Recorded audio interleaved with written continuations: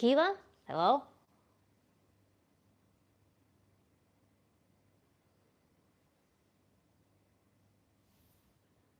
Sound check.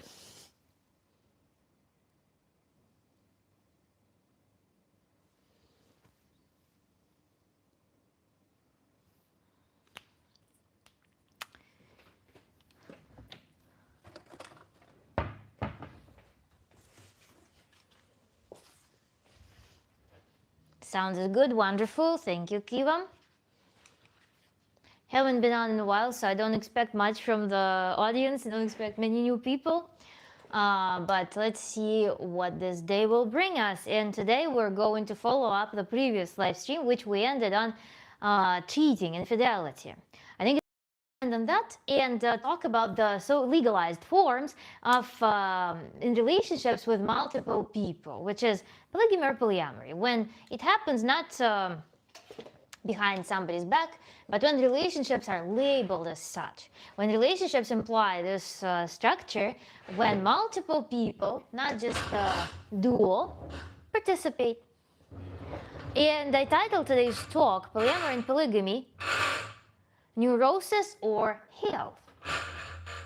How we should treat this, because remember in that stream we also had someone asking a question whether it's normal to want to be in a relationship with two people simultaneously. So we kind of briefly covered that topic, and today I wanted to delve deeper because I think despite the fact that there are not so many openly polyamorous or polygamous people, especially in the West. You're in orbit, hello. And we know that it's not so widespread, but at the same time, this topic kind of lives in the heads of people. And moreover, if you look at any religion, they also give recommendation on whether polygamy or polyamory are a good thing or not. In every structure, in every social structure in the civilized world, there was some clear relationship or statement with this topic. And then another thing is people go through years. Why? Hello. Thank you, Kiva.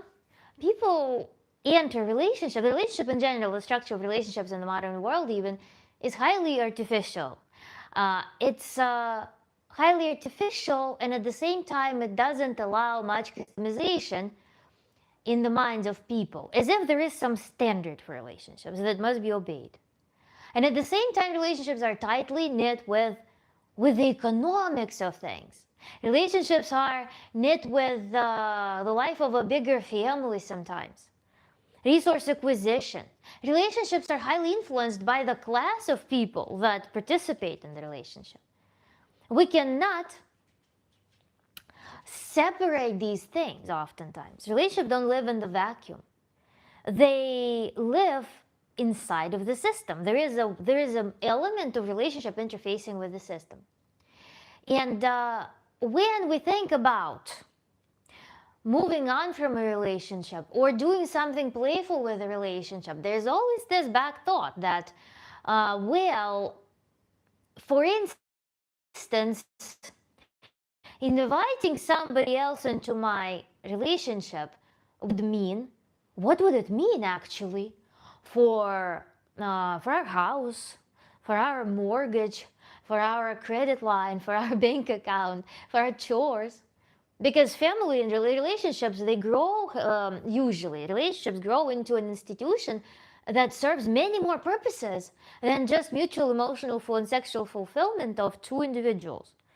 Relationships become a much more fundamental thing, covering and depending and influencing multiple areas of life. And this also causes polygamy and polyamory to be regulated by some systemic law, through religion, through legal matters, how many people you can be in relationship with legally simultaneously, which inevitably creates hierarchy in relationships. You cannot be in a relationship with three men or three women or anyone in between. You cannot be together with them and share the privilege of each relationship. You cannot. The system is based on monogamous duo that inevitably leads to some hierarchy. Even inside of your emotional life, you want to diverge, you want to add someone to this dynamics. And so if we look at polyamory and polygamy, I just drew some diagrams of the forms that these relationships can take. Maybe you can add more of them. But here on top, I put hierarchical relationships. Consistent strange picture to keep and hold. What? I don't understand that's why. I'm sorry. So on top, I put hierarchical modes of relationships, and on the bottom, egalitarian modes of relationships, which involve multiple people. So in hierarchy, we have actually still some cultures that have legalized polygamy with patriarch on top of the hierarchy. And then suppressed and rights females usually are adopted as an addition to the family. That usually serve as incubators and some household servants. So we have this mode, hierarchical patriarchal mode of polygamy that's widespread in the world legally. That's probably predominant one. Then the alternative to that would be matriarchal leadership over multiple men in the household. I'm not sure if there are any civilizations besides some Tibetan tribes that adopt this mode, but the premise for this union to exist, the basis for this union to exist would be scarcity of resources. There is a nation somewhere in Asia, in the South Asia, where a female marries all brothers in the family.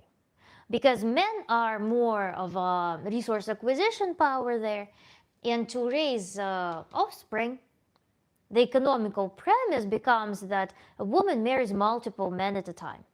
That is to ensure security of the offspring, ensure the propagation of the family. So this mode actually exists, but it's far less widespread than this mode.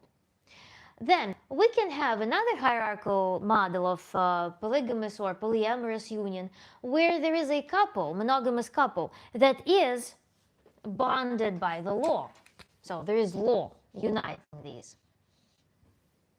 Law, legalities, they create this couple, they make this couple a strong union, institutionalized union. Yes,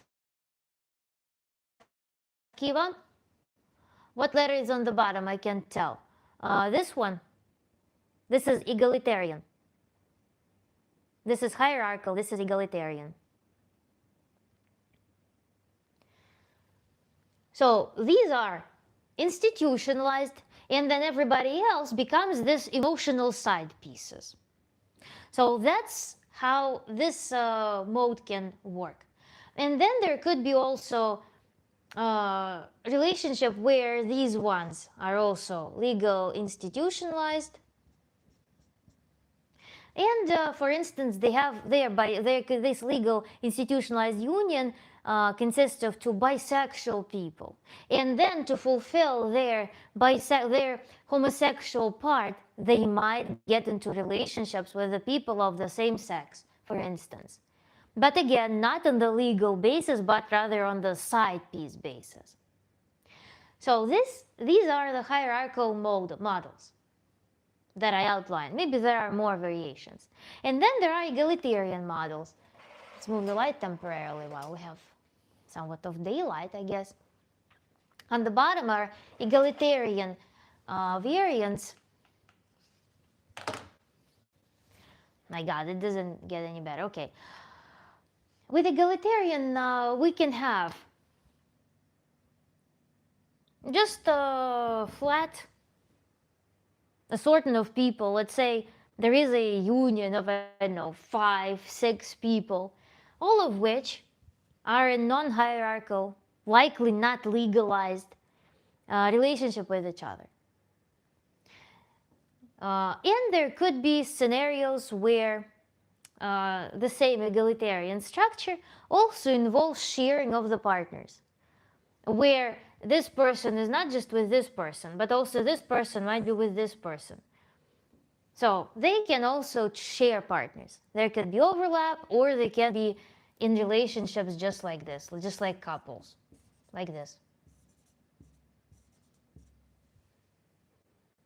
So these are some variants, but we see that it's likely in the modern world that we'll see some institutionalized couple and then some side interests that complement the relationship. Because again, depending on the social status of these people, with how much of economic power these people possess, these things begin to matter, and we cannot separate them.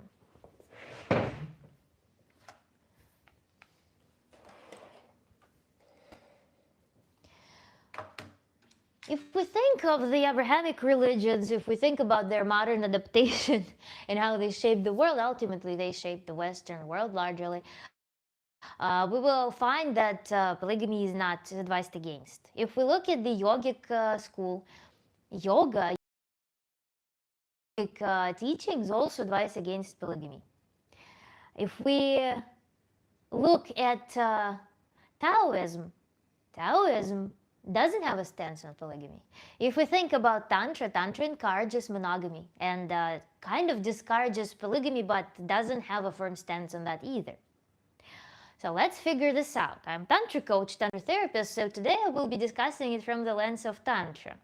And Tantra ultimately means balance. It means being with the flow of life, being as authentic and free as you possibly can be. So why then a school of thought that encourages authenticity would have anything to say about polygamy or polyamory, kind of insinuating that these impulses must be restricted? And this puzzle I would like to discuss today with you. I will erase this and we will move on. For those who are joining topic today, polyamory, polygamy from the perspective of Tantra coach, Tantra therapist, and I want to disclose it as neurosis or health. And here I drew diagrams of different modes of polyamorous or polygamous relationships that can exist in the modern world, given that relationships are institutionalized thing. So let's move on. But the premise here. If Tantra is about Tantra, freedom, flow, creativity, vitality, authenticity,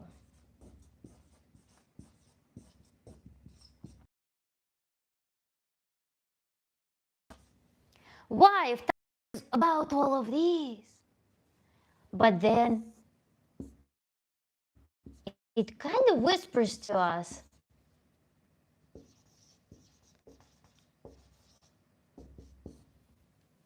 how are these correlated?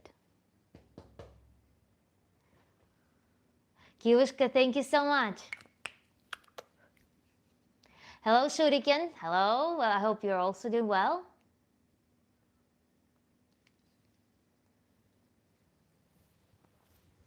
So how are these working together?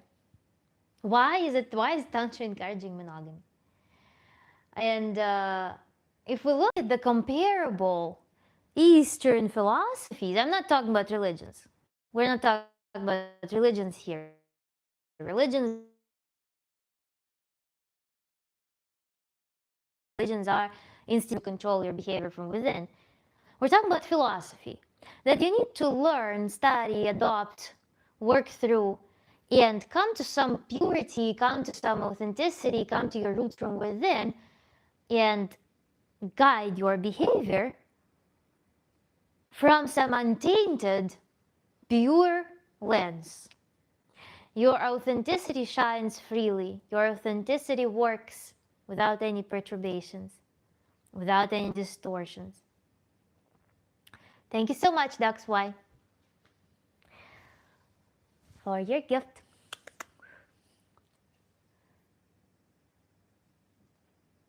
So, philosophy of Tantra. Tantra is a method. And when I was thinking about why all of a sudden the philosophy that uses and works on such a prolific part of human life as libido, as sexuality, that encourages sexual embodiment, freedom, total fluidity, balance, this organic nature of human sexuality, connection with it. Why is this? Telling us to pursue monogamy. I was thinking about it. What is the value? Of course, if we think of hygienic aspect, the natural hygienic aspect would be one culprit. It would be reasonable to encourage people to be monogamous just for the sake of hygiene. There was no good available barrier contraception for people to practice free sexuality with multiple partners without any consequences if there was a precedent of some disease. It's just impossible. Then another thing is, without contraception, of course, we're running in the societies in which children are not property or part of society, but rather property of the nuclear family. In the patriarchal structure where children belong to a nuclear family, this also becomes an important aspect. We cannot afford, if we are of certain social class, if we are of certain... thank you so much, Dax. If we belong to a certain social class, we cannot afford to raise somebody else's children. Children are an expensive thing, especially if they don't contribute to the workforce. So it heavily depends on what class we belong to. And historically it was, can you support? Historically it was rather not so possible to find this freedom, this more or less free class that's on the one hand not bound by harsh survival, and on the other hand not bound by the need to propagate the lineage, to keep the family going, to keep the bloodline. It was hardly possible to find that social tier where it would be feasible, to have children from various the fathers, for instance. That's why, thanks a lot. Let me, boom, boom, boom. Kioshka, thank you so much. So, these two aspects are natural for us to think about. But Tantra talks about monogamy from the, let's say, spiritual perspective. It talks about monogamy from the perspective of personal growth. It doesn't necessarily fixate on some political moments of that some Bob Jones doesn't want to raise somebody's child because Bob Jones barely has resources to raise his own, so to speak. So we need to put it here that somehow in Tantra, monogamy is encouraged for personal growth.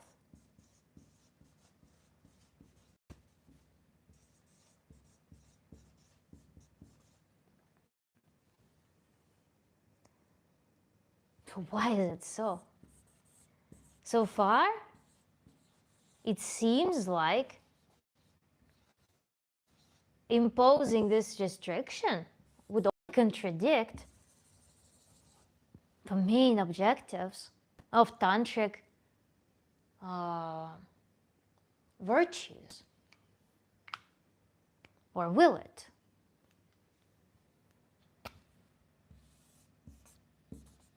Red marker, I think, is nearly dead, so we'll use blue today.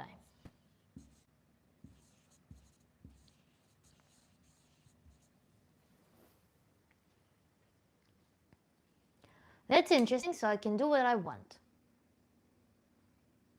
What do you mean?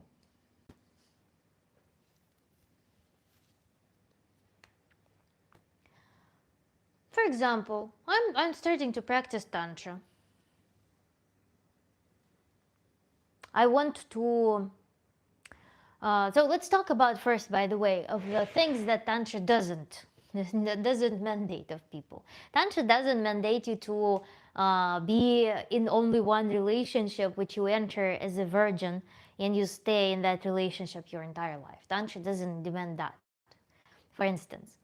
So it's not against serial monogamy. Tantra doesn't oppose you searching for the partner.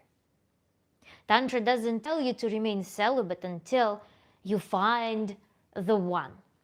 Tantra doesn't tell you that you need to marry upon arrangement and then somehow make it work. Tantra doesn't tell that. The only thing that it says is that we remain in monogamous couple when we practice Tantra.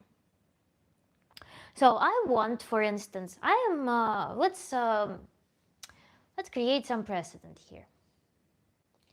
I am a lady. I am married. I've been married for several years. I even have a child with this man. We have a house, work. I quit my work several years ago. My husband works, and I am raising children. I have hobbies that I can devote time to sometimes, but the relationships have become, well, normal relationships. We're just an ordinary family. I do my chores. On the weekends we bring kids to the park. We kind of like, sometimes my husband also takes kids and I have some time to myself. But I feel like I'm not alive anymore as a woman. Is Tantra good for submissive men? We'll talk about it, John Void. Keep this question. I feel like I'm dead as a woman. It's like I lost my spark. Husband and I are relatives. I mean, we get to be intimate sometimes, but do I enjoy it? I don't know. I don't know how to enjoy it anymore. Most of their families now serving kids, and frankly, if I think, what is it for? It's mostly that our motivation to keep our family going is just to not lose everything that we've got so far. The motivation for me is I look at everything that we've built together and I don't want to lose it. This is my motivation for staying in this relationship. What's next? You know, I'm terrified of thinking of what will happen 10 years later, 20 years later. The thoughts of, I don't even want to think about, because that means aging. But I already don't feel alive. I already think about my life and I don't know, let's just talk about kids. Let's just focus on kids. They're our future. And what's my future? Yeah, I was young. It was silly. It was silly. I know it was silly. I remember, of course, when we just started dating, he was bringing me to the dates. We would kiss in his car all night. We couldn't get enough of each other, but it's such a silly, childish thing. Our children are our future. Now, I'm terrified of thinking about the future for myself. I don't know what's myself anymore. It's okay, I gotta go do some chores.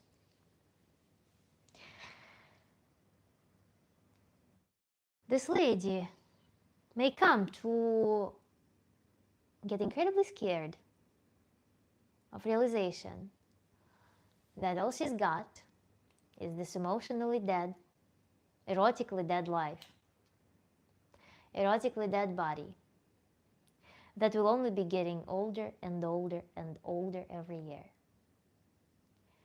She looks at her husband and she doesn't see him. She doesn't see the resource. She doesn't see the spark in him that could reinvigorate her, that could make her feel alive again. And the temptation to start thinking about some Prince Charming can start. It's not uncommon to,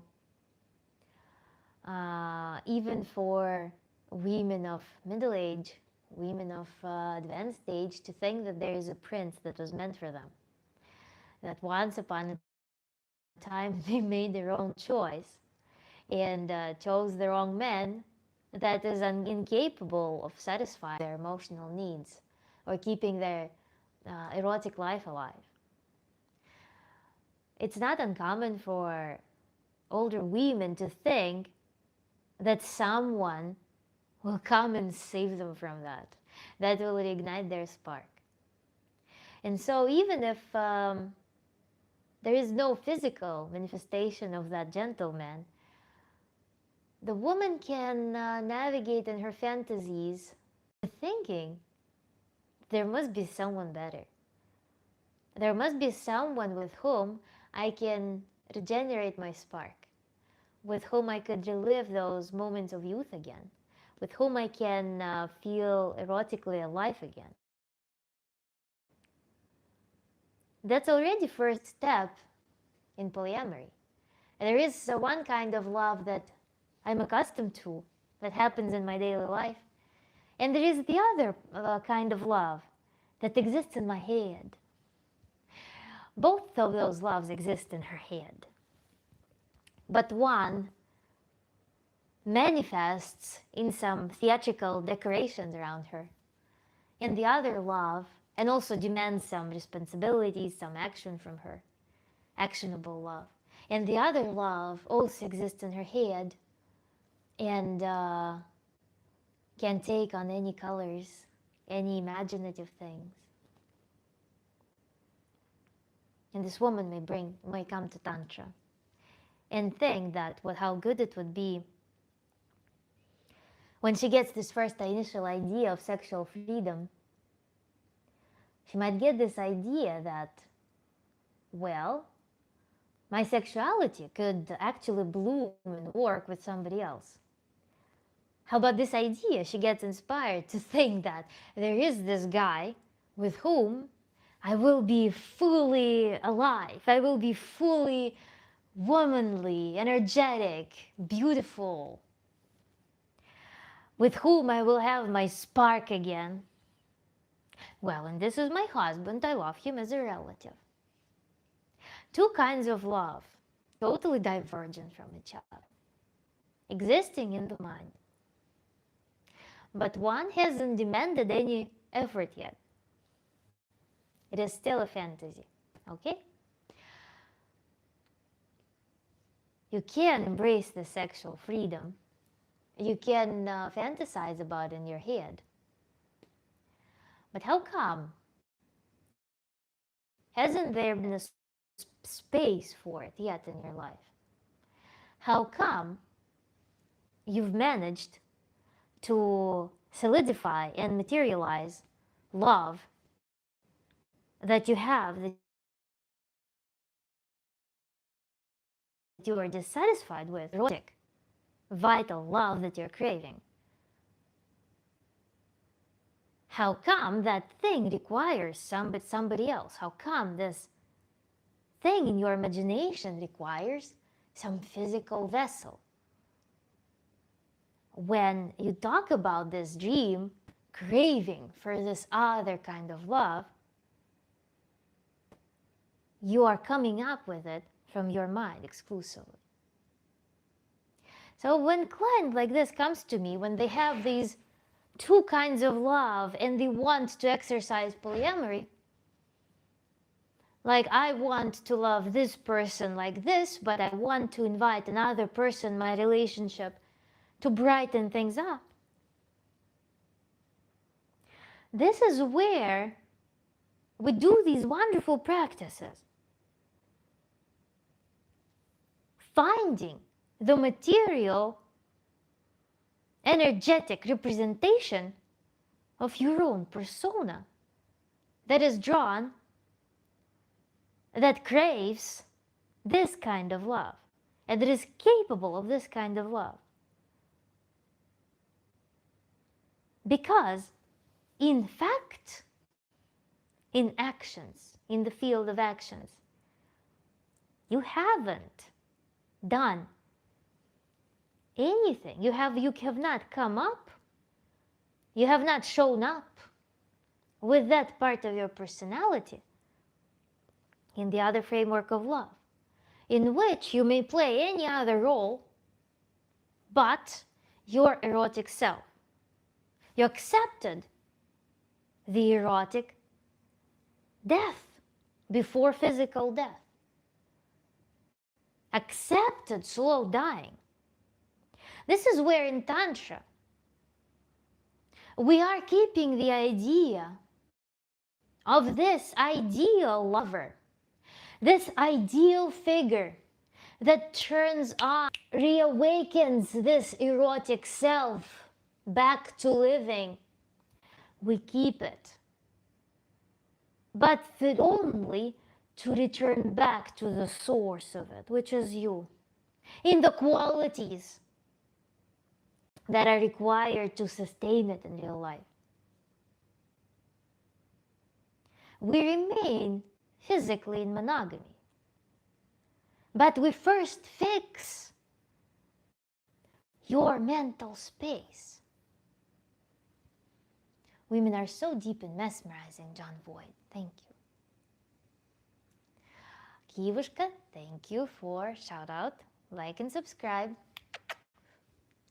Hello, looking great. Thank you, James Miller.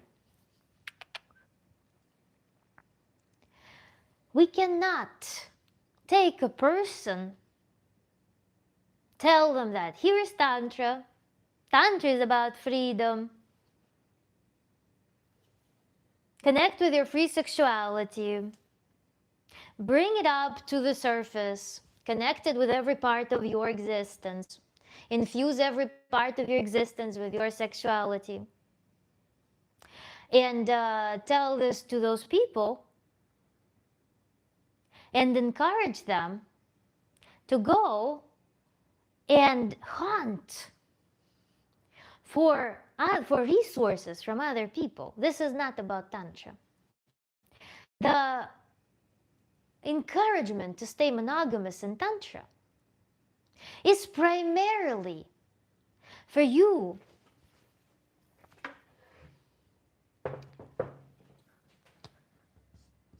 to find resource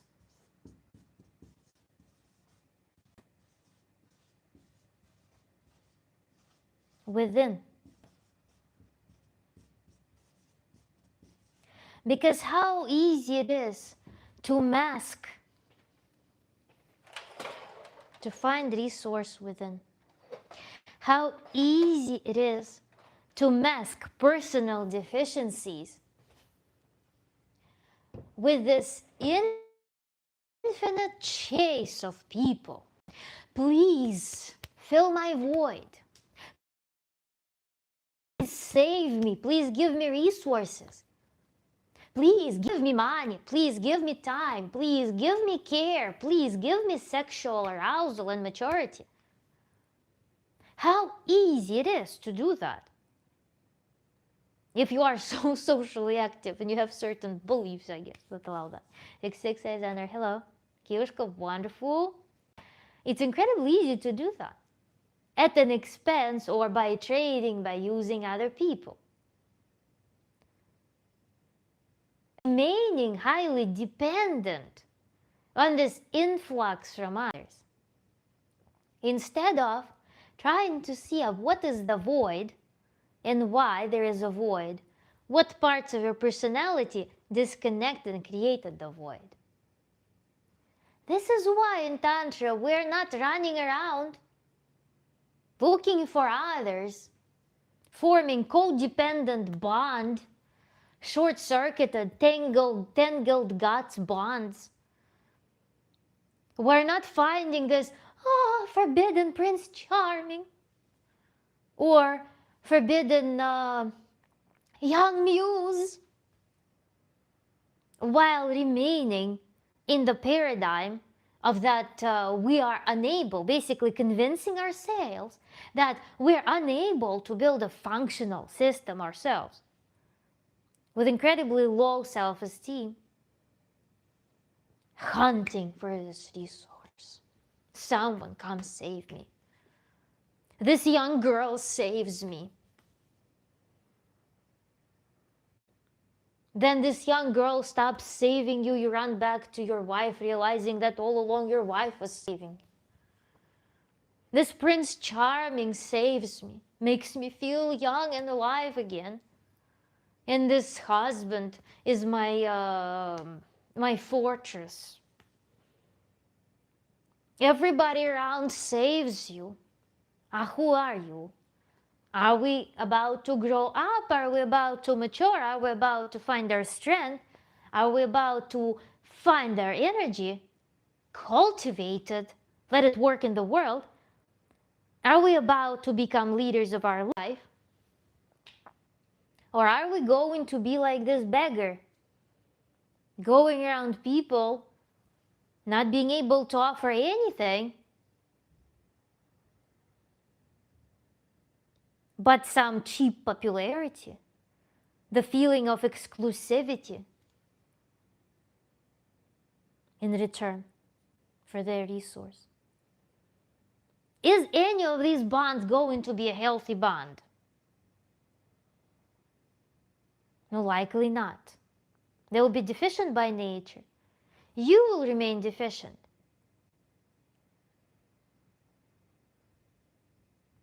And you will be like, oh, this is Tantra. I'm sexually free. This is Tantra. It's not. When you're showing up with a bleeding wound to a person, and you think that intimacy with another person is necessarily them temporarily closing this wound or re-agitating it for you to feel alive, this is not tantric intimacy. The premise for healthy, nurturing, beautiful, growth, pleasure, infused intimacy in Tantra is that the two people are wholesome together. They are in their creatorship, they are in their strength, and they're forming attachment that may polish something up, but not fix them, not close their deep void, not like that. It is a union upon which you both grow into higher pleasure, into higher levels, into more pure ecstatic living, not into, like if this is zero level, not to go to some zero to feel temporary comfort and then bounce back into some personal hell. This is not tantric intimacy.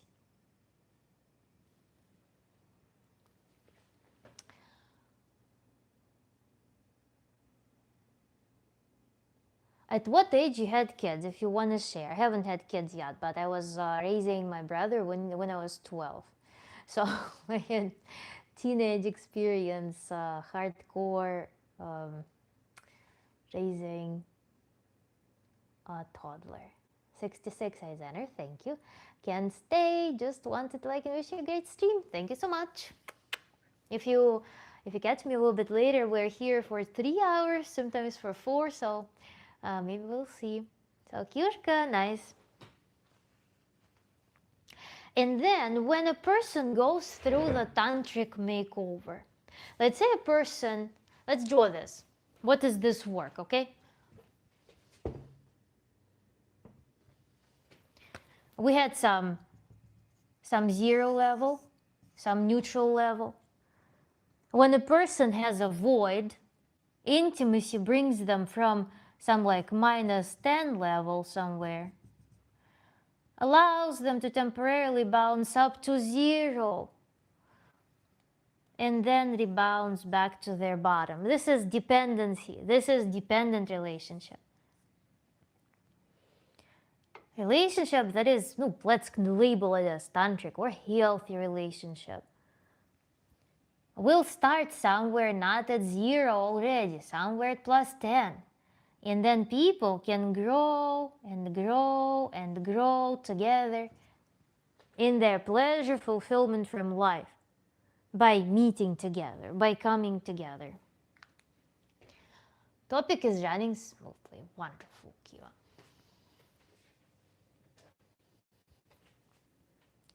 Okay, a person may say, I went through full tantric makeover. I found my authenticity. The great get it done. Hello. I found my authenticity. I feel free. I do, my nervous system, my body are regulated. My body is very sensitized. My intimacy is so bright and beautiful and playful and charges me so much. There is so much spark in my life, my relationships, and I can't get enough. So a person went through tantric makeover. They're like, I'm back, I'm not even back to myself sometimes. Sometimes people don't even remember them being themselves. So for them, it's a totally new way of life. So they feel this ecstasy. And now, what is the treatment of polygamy or polyamory in that context for that person? And this boils down to that concept from manifestation video, or from how to set goals and how to achieve them video. When you are fully primed for some desirable experience, that desirable experience does not appear as some extra thing. That thing doesn't occupy your mind 24/7. It's only when you feel super strong deficit, when you feel an extraordinary attachment to thoughts about certain topic. It's then when you fixate on it, when you have super strong concept about it, when you start researching this topic, when you feel torn, when you find arguments pro or against, when you get like adrenaline when you imagine yourself in a certain situation, when you are in this deficit. This is when those topics of those there and thens appear as some significant entity. Be it your desire, be it your goal, be it some sensitive topic like whether you want to have multiple partners or not. And when you go through this makeover, achieving these attributes, developing these skills, the question of whether to be polygamous, polyamorous or not, turning it into some crazy process, turning it into something worthy of attention, the need for that dissipates. You can observe it. Yes, this is a very beautiful, stunning man, super gorgeous. Or this is a wonderful, stunning, energetic woman, super gorgeous. I can talk about this with my partner. We can talk about this. We can enjoy them. We can enjoy those people as art. We can enjoy their energy. In Tantra, actually, one of the principles is that you find energy, you get charged from everything beautiful, everything inspirational, everything interesting around you. You can experiment and you can get inspiration, you can get lessons from a tree. You can get lessons, inspiration from anybody on the street.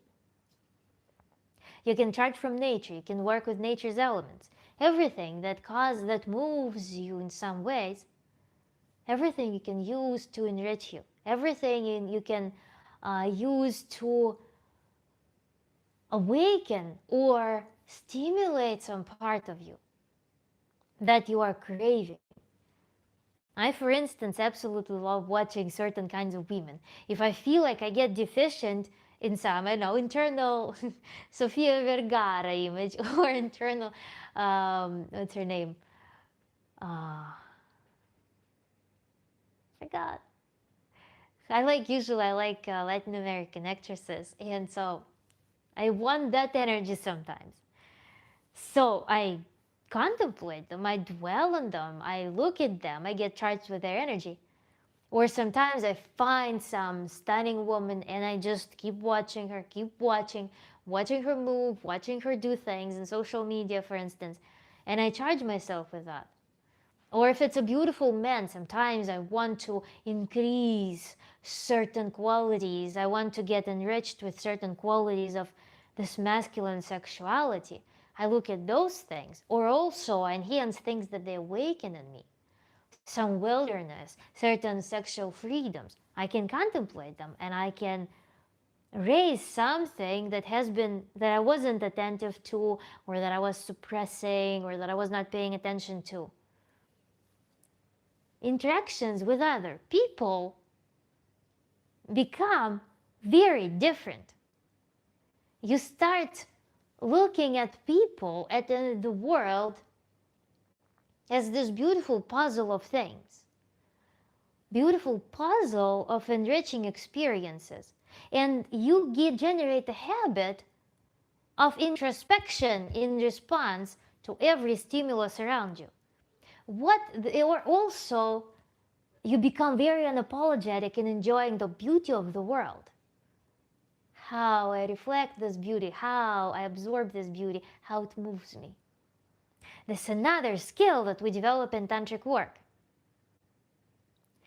We have purposeful, and then those purposeful practices, and then purposeful practices turn to habitual practices that train us to scan the world for everything that can awaken something in us. And so I regulate how I want to interact with these things.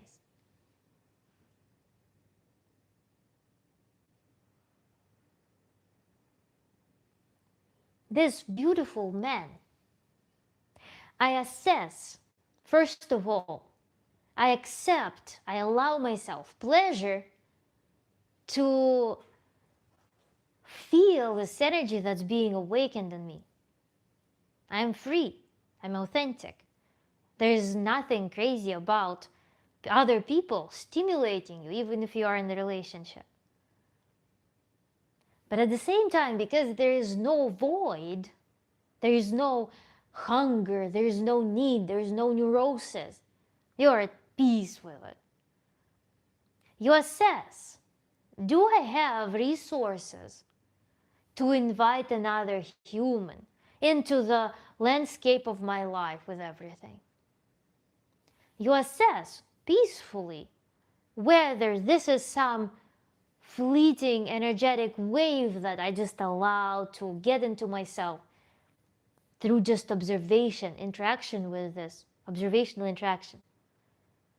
Or whether I want to meet this person. Do I want to exchange compliments with this person, tell them how I feel, tell them, share the emotion with them? How much is applicable for me right now? How much I desire? Because you have a skill of working with your desires. You have a skill of observing your desires. Instead of being judgmental, instead of suppressing anything, you feel yourself entirely. And moreover, other parts of your personality, other parts of you, will help you make a decision what you want with this person. Because in Tantra, authenticity means that all parts of your personality, body, your cognition, they work in accord, they work together. So you're going to make this calm, proper decision with ease. Because you understand then that on the one hand, you have a lot of sources of inspiration around you. This one person that gave you this burst of energy is not the only creature, is not the only thing on the whole wide world that's about to save you. You are yourself so well nurtured, nourished with various emotions, you're very sensitized to the world, that it's not a catastrophe if this is just a fleeting emotion. You know how to work with emotions. You know how to cultivate the emotions and feelings inside of you. You know how to scan for them in the world. And on the other hand, because of your wholeness, you are going to understand whether it is rational, whether it's appropriate, whether it is reasonable to pursue further interaction with this person. And moreover, without desperation, without this hunger,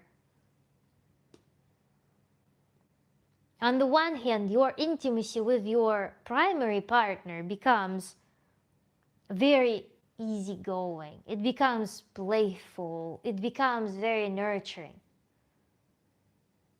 It becomes non-stressful. So you don't have much deficit in your sexual life. Everything else becomes a pleasant option.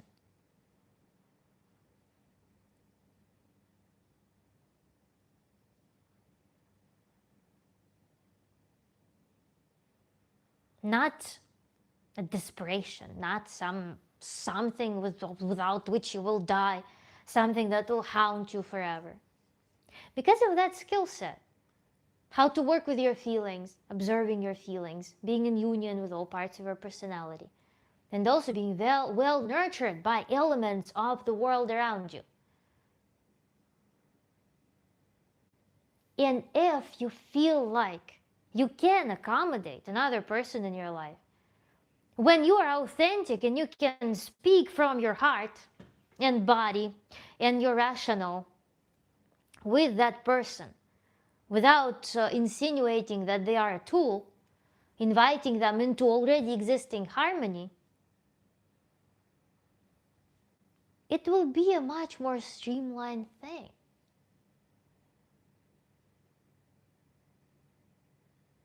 Yet at the same time, the practice that would be very valuable to perform for people who practice Tantra would be to perform this experiment. And that's how you discern whether you want this experience or not, or how you can discern that. You can focus on your loved one and multiply your love to the whole possible degree when you contemplate them in your visualization. And then add another person in your field of view. And try inducing the same amount of love that you have for your loved one. Or try multiplying it. And see if it multiplies. Then add another person to this visualization. And see if love multiplies. And see at which number of people you start getting overwhelmed. See how many people at once your brain can actually handle with full intent of love. This will show whether you do have capacity to accommodate an extra partner, an extra romantic interest, or whether it will be ridding your other relationship of your emotional connection.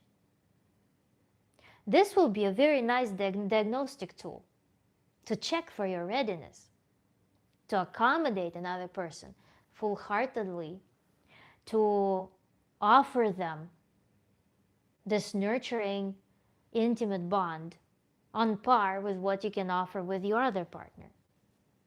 Or perhaps experiment with different formats when they're together or when they are separate, when they are enjoyed separately. See how your mind responds and how your body responds to that. And see if there is any pollution getting added when you are meditating on that. So this can be designed as a guided meditation for you to understand yourself, to understand your intentions. Are you different when you dwell on the image of that other, largely imaginary lover that you don't know yet? Does this lover or potential lover awaken something in you that you don't practice in your daily life? See if this imagery, this fantasy, can still awaken something that you can use in your immediate bond, in your immediate already existing life. Why is it suppressed? We can perform this meditation and benefit from this romantic interest that arises on the side. So there are many interesting tools how you can work with that. But as I said, for a person, that lady that we started with, who spent many years in marriage, has kids, and completely forgot herself as a woman and human and everything, and doesn't feel anything to her husband besides care and who is motivated to remain in relationship only on the basis of fear of losing what they've built, and wants some Prince Charming, no matter what, ASAP, provided to her to save her and rescue her and save her from this erotic death. This desperation is not the tantric way. It's not the tantric way to approach polyamory, polygamy, sexual freedom. It is an escape. It is an attempt to salvage. It is an attempt to sit on two chairs.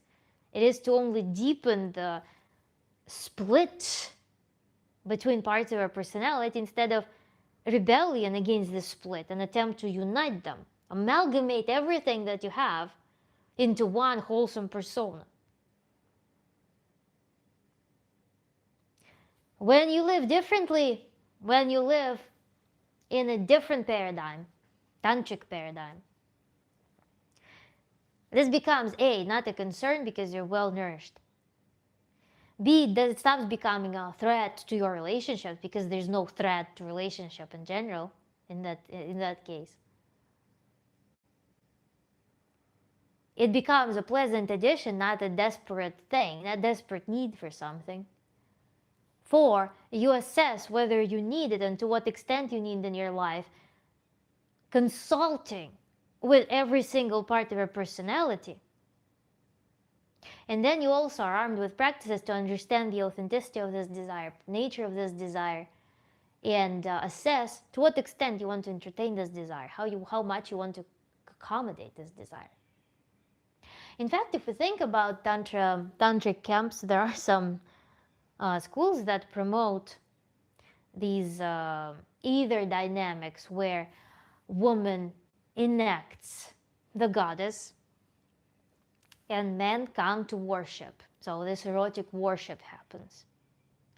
This is actually one of the popular sexual fantasies of women, to be with many men, to be either adored, desired by many men, to feel the sexual energy, electricity from other men, or the fantasy of the prostitute, or this to be desired such that men, in fact, it's not like a capitalistic variant of prostitute, but it's rather that men come to you and they yearn for your attention type of thing. So this is a commonplace fantasy, some primordial property of our brain. And those desires, they are exercised at certain parties. And they can be also called tantric, for instance, parties, where a woman is in the center and men perform whatever erotic activities she allows them to perform around her, kind of worshiping her through their sexuality. There could be also tantric exploratory camps where there would be swinging, where could be egalitarian dynamic in which people can sleep with different people, and that would be called I don't know if it's a classical understanding of Tantra or not, or if it's just some, well, some sexual free thinking disguised as Tantra, using Tantra as a label. So in this dynamic, they encourage erasure of barriers, differences, possessiveness of people, completely loosening the sexuality and attachments between people, such that they stop being associated with each other. I don't necessarily vibe with this concept entirely because people are different. And especially to be mindful, a lot of times there would be camps, tantric camps, that would be ultimately dangerous, that would be promoting activities like there is a guru. Every woman must surrender her documents and go to this guru and be intimate, do whatever the guru wants. And she needs to obey, to kind of let some deity, energy of some deity through into her, to heal, open her heart and whatnot. These things are cultish. These things are not addressing the goals of Tantra. There's also another note here is that if some school, if some organization or guru offers you solution for the problems that you don't have, or pushes the problems that you don't have on you, like you have energy blockages somewhere, you need some sexual healing, for instance, and you come with totally different pursuits, but somebody inflicts or tells you that you have some other problems, and they offer some extreme solution that's incredibly uncomfortable to embark on, this is a red flag, so in general. But there are those cults, they're crazy cults that will tell you that you need to awaken some goddess by letting the god on earth, some deity on earth, to use your body. Or you will be worshipping this god, this deity, through worship of the guru's body. These are the dangerous things that should avoid, obviously, and they do not address the goals of Tantra, Tantric makeover, Tantric lifestyle. And mechanistically, they cannot. And yeah, the people are different. That's what I wanted to say. People are highly different. To accommodate just any person, to be with just any person, to engage in promiscuity, to engage in relationships with many partners, it rather requires high level of not internal freedom, perhaps. At some point, you will be going against your goal.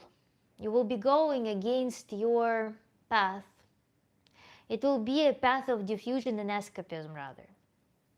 So be mindful of that. If someone offers you sexual liberation through promiscuity, through aggressive polygamy, because a free, totally free person is equal with everyone, can accommodate everyone, has energy capacity to accommodate just everyone and anyone, I don't think that it's realistic, and I don't think that it's a balanced path. For a variety of reasons. Not everyone comes with good intentions. Not everyone comes with open heart. Not everyone comes with purity. Not everyone cares for their body.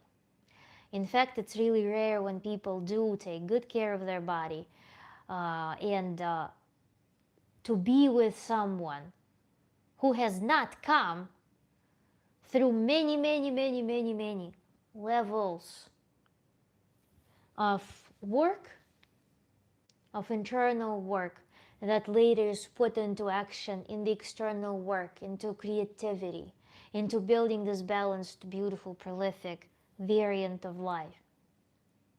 To find a person like that, it takes a lot of time. To find alignment with this person will take some time. It's a huge work. When we approach tantric lifestyle, we do a huge makeover.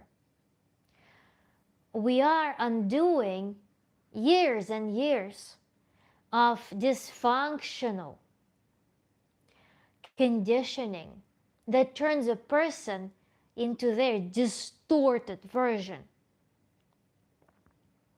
Why would you need to pursue freedom through interaction with multiple kinds of distortions?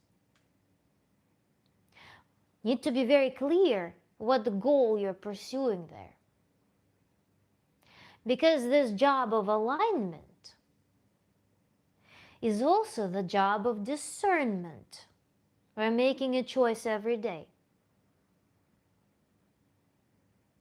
Electively choosing, like choosing a person that you don't know anything about to enter your body, to work with your energy. What purpose does it serve for both of you? Are you going to be in the same space? Are you going to be in the same alignment?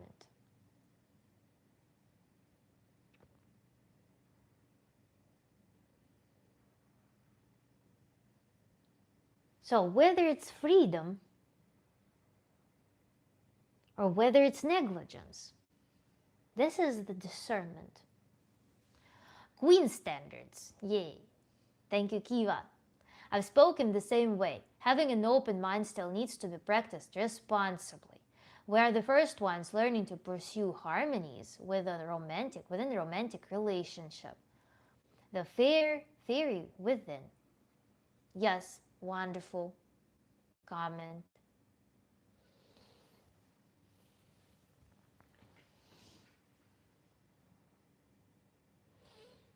And another facet of that, what we bring into intimacy, to be in authenticity, to not have distortions. We need safety. We need trust. We need to know that our needs, our boundaries will be respected. Is your new interest going to be open for that? Is your new interest going to accommodate these things? Is your new interest going to be willing to go to that depth of relationship?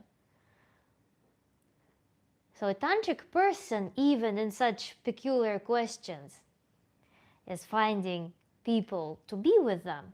They're going to exercise discernment.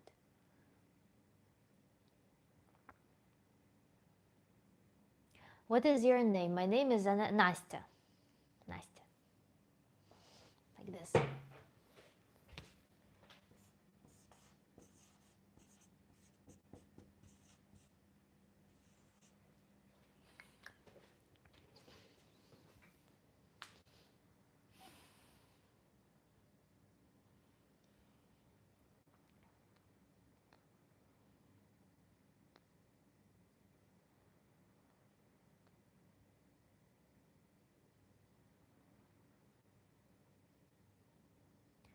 There is so much information. It's amazing, Kivushka. Yes. Thank you so much. I actually was thinking about this topic. What we can learn from these ideas. What we can learn even if we don't have relationships, even if we are in monogamous relationship and don't even look into these topics.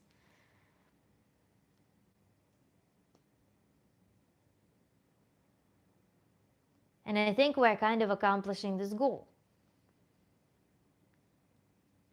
Third page of notes, wonderful.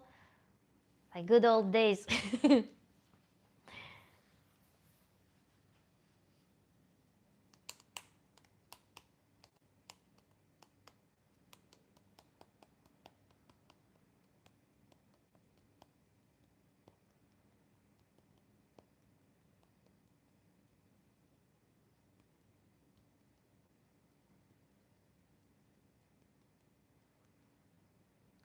Something that traditional relationships, traditional schools of thought usually do. They add this unnecessary neurosis on people that no matter what, you may not. You may not look at other people. You may not fantasize about other people. You may not contemplate these ideas. You may not go and find side pieces and so on. I feel like it is an excessive thing. I feel like it's not a necessary thing at all. Because if a person is self-governing, if a person is in their free flow, creativity, vitality, authenticity, do they need any governance? Do they need any voice from the clouds telling them what to do? Do they need some institution telling them what to do? Rather not. Listen to yourself. What is this need about? Everybody is different. For everyone, the harmony will be different. Everyone has different schedule. Everybody has different resources, emotional needs, interests, talents, temperament, biochemistry, even certain like microbiome is different. So those things will be determining our individuality and our needs. How can we say that one or the other mode of relationships, one or the other scenario will be unambiguously accurate for just anyone? And that is why I'm against cultish organizations that promote certain sexual behaviors for everyone. Like some clubs in which everyone goes and okay, like 9:30 we're starting, 10:30 until 9:30 everyone's underwear. Take your underwear at 9:30 and then 10:30 we're going to complete our session number 1. We'll have an intermission and then at 11 I'll see you back in this hall room and we're going to swap and we'll have another 1-hour session. Well, this is kind of a sport. This is kind of a cultish, centralized thing that doesn't take into account the personal specifics. Neither does the governance institutionalized form of relationships that, along with some legal constraints, adds the element of morals, so-called morals, that don't allow people certain communication with the people of the opposite sex, if it's heterosexual people, and same sex and homosexual people, or any variant in between. Any side romantic interest. In fact, if we think about it, imagine that 2 people go into a relationship. They have, Nastya means immortal. The way you're teaching is so good, thank you, because you're a different person. Imagine the people, they go form a couple, they form a stable couple. Then something happens and or just one person meets a person that could be their romantic interest. But they keep certain boundaries. Those boundaries, if you think about it, they're highly artificial. Why can I look into a person's eyes, shake their hand, give them a friendly hug, stand 1 yard away from them, watch some funny videos with them, or I can sit side like shoulder to shoulder with them. I can walk with them. But I cannot, for instance, sit hugging like this and watch a movie with them. I cannot sit like cheek to cheek with them. I cannot give them like kisses on the face. And then further intimacy is prohibited. Where do we draw the line? The line is highly arbitrary. Like, what differentiates friendly exchange from non-friendly exchange? All of these things are ultimately artificial. They change from society to society as well. In some societies, women must be bundled up and not shown to anyone to avoid any possibility of any sexual interest to just anything. sexual or romantic or just admiration of beauty. It's prohibited. It's eliminated completely. But where do we draw the line when we don't have those rules? It becomes very fluid. And that's where people discern where they feel comfortable with that. What interactions they're deficient in. Because people in, especially nuclear families, oftentimes are hungry for human touch, for human connection. I feel like people in monogamous family relationships are the loneliest sometimes. Because when people form couples, non-coupled friends kind of distance themselves.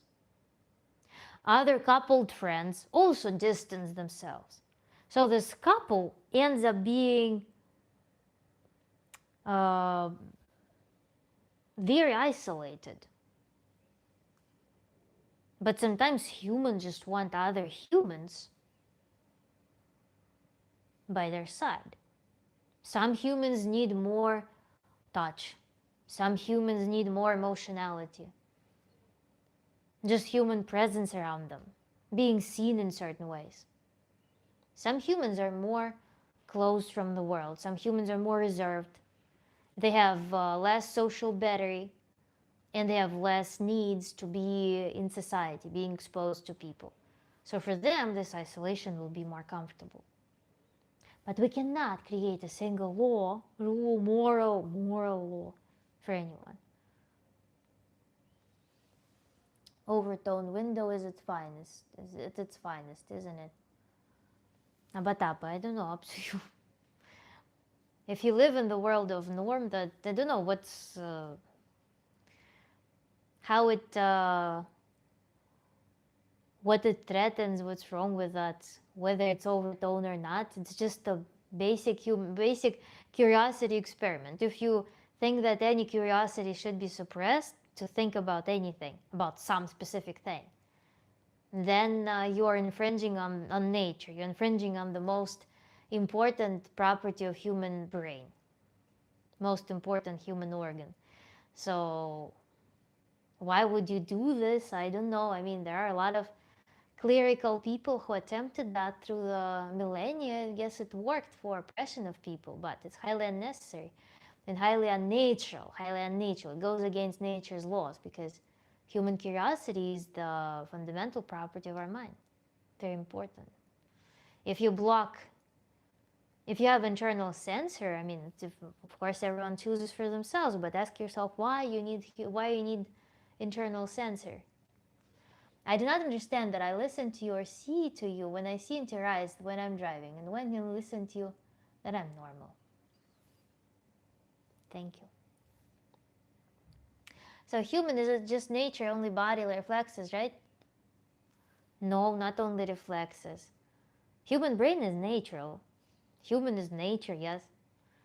If you equate nature with body and reflexes, then well, there are so many elements in nature that don't possess the same body or the same reflexes or don't have the same nervous system, but they're still part of nature. You need to agree with yourself whether human is natural or human is completely unnatural. Either of which will be equally, will lead to equal outcomes. But every product of human brain is natural, in my opinion. Billions of people don't discard variable called soul. The soul is electromagnetic property of your brain.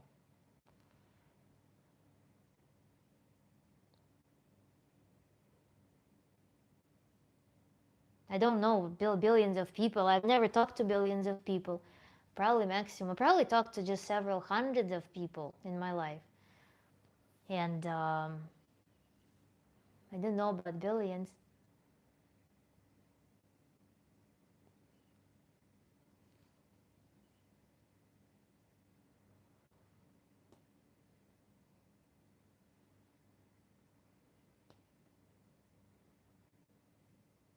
It's a lot of conversation, yeah.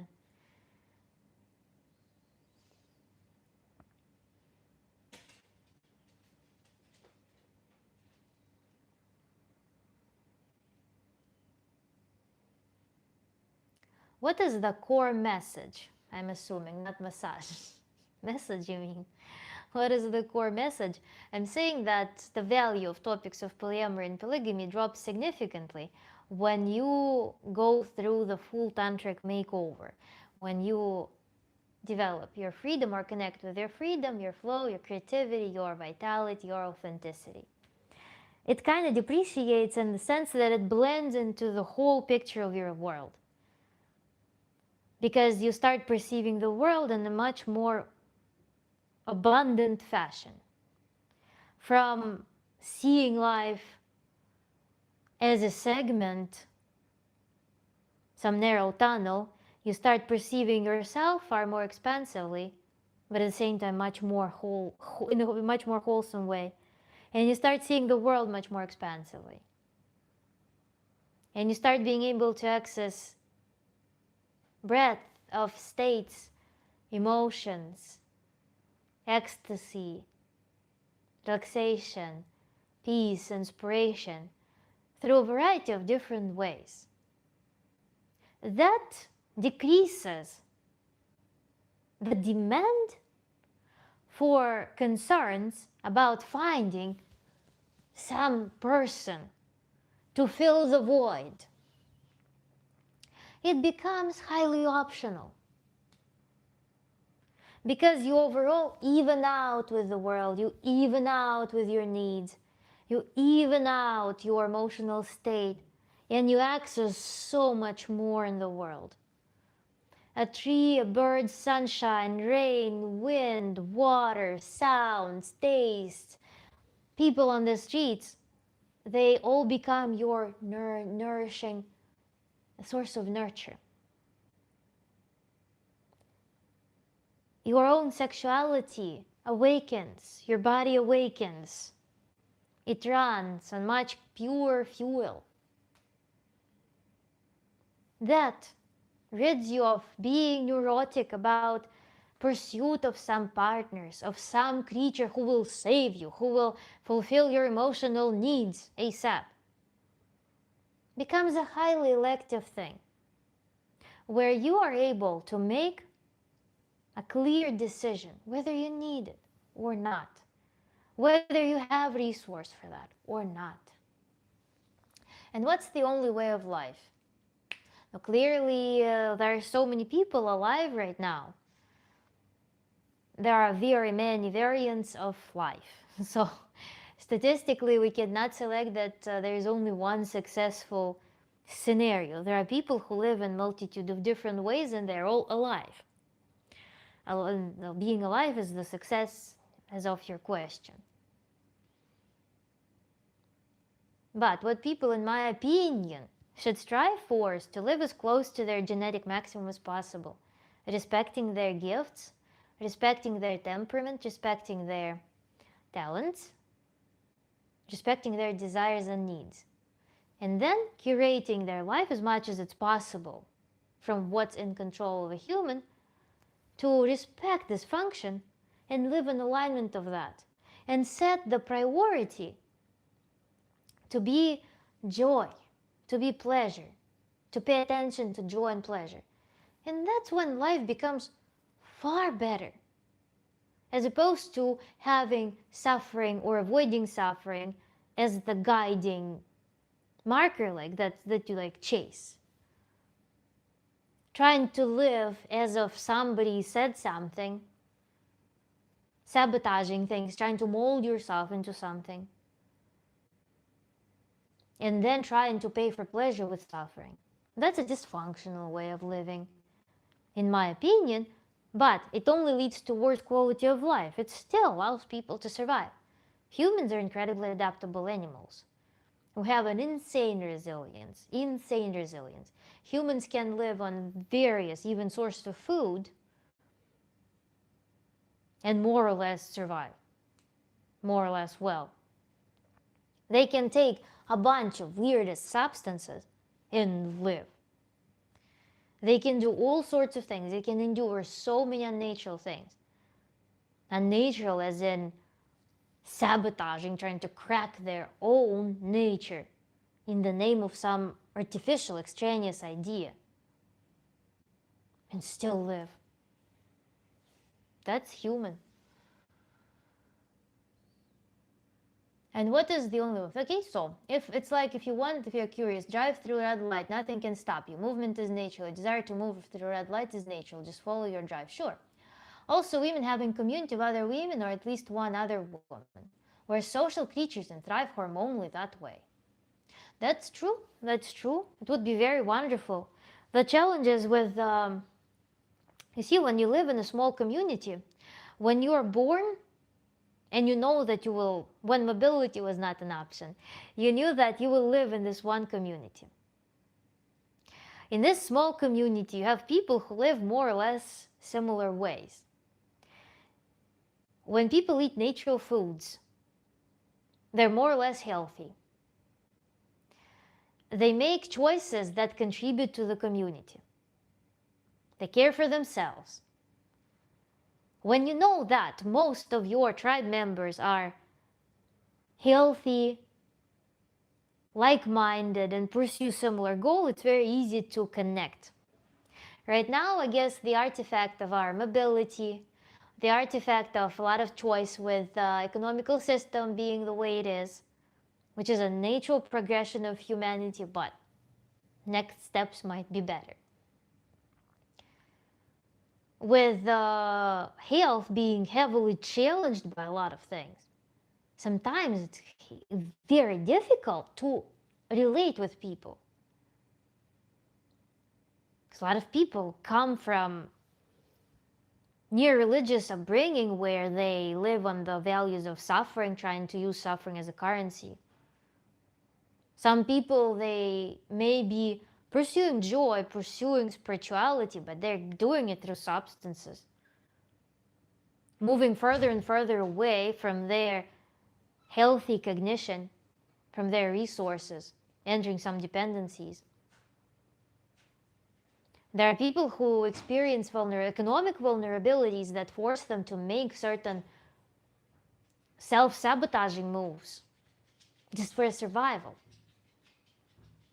Finding people, finding a whole tribe in these conditions is difficult.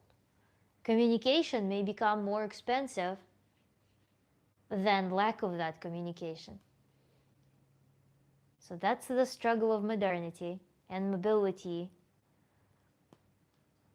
and vulnerabilities that are associated with human being inherently torn off their community. Especially for immigrants, it is a very interesting thing too. For the first years of immigration, there is such sense of like vulnerability because you lose the sensation of home, you lose the sensation of some clarity, that there is some community that knows how to live and can convey some knowledge to you. You need to enter a new world. And you lose your social circle. Your previous social circle becomes irrelevant. Your previous conditioning becomes irrelevant. That's the cost of this mobility. That's the cost of moving up levels. And at the same time, world challenges us. There are people who are forced immigrants because some creatures decide up there, instead of having a normal, healthy diplomacy, which is, of course, the conflicts themselves are not, the resolution of conflicts is never the goal. They need to perform certain economic reset, obtain resources through aggression, through misplacing people. This forced immigration is also a huge phenomenon that prevents us from having the physical community. So that's what I found. And then, yeah. For a weekend stream, I'm surprised there are little or no relevant comments. And it's actually pleasing. Yeah, it's amazing. The great Dawn joined. Do you support feminism? I want support feminism. Feminism is a very broad term. And there are different feminists. Movements I have very strange relationships with.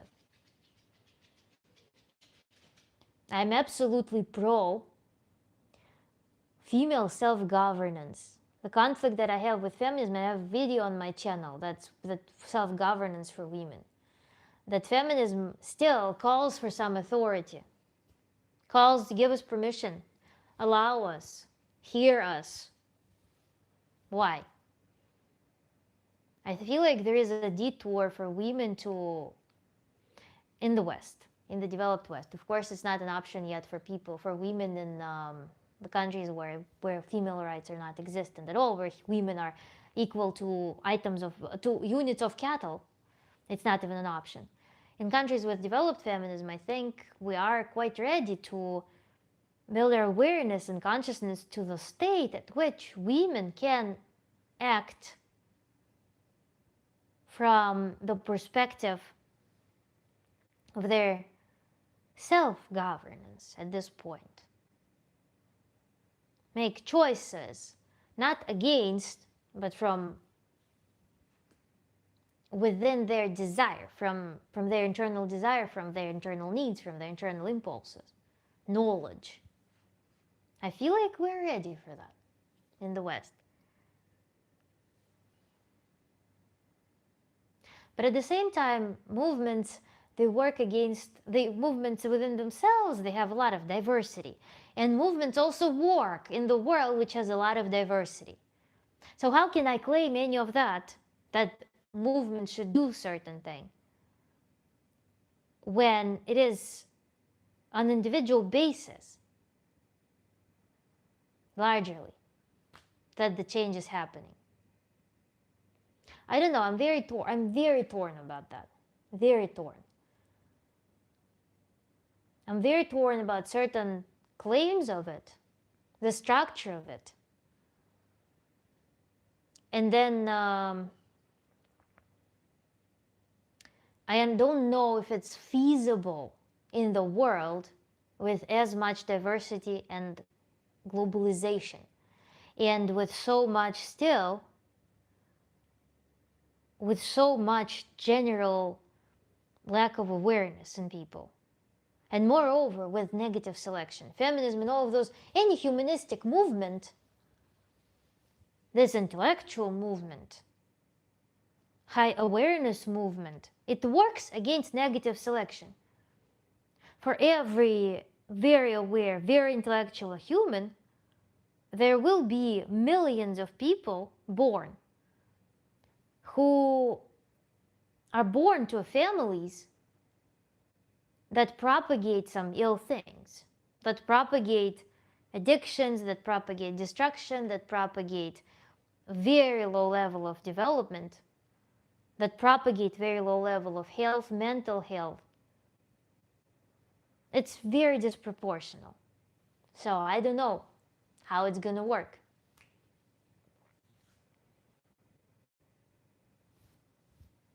Unless there is some super severe eugenics in place, super severe selection, restriction of birth rates. And again, eugenics-based restriction of birth rates. Some crazy, I don't know, level of education, the cultivation of awareness. Unless that is in place, I think we cannot talk about the full makeover of the world to make it the super place with, I don't know, godlike humans. So, I'm torn on that. I don't know. I agree, I'm 25 years old and still searching. I'm just beginning to cultivate a relationship with a female friend that I'm deeply spiritually satisfied with. It takes trial and error sometimes. Fair.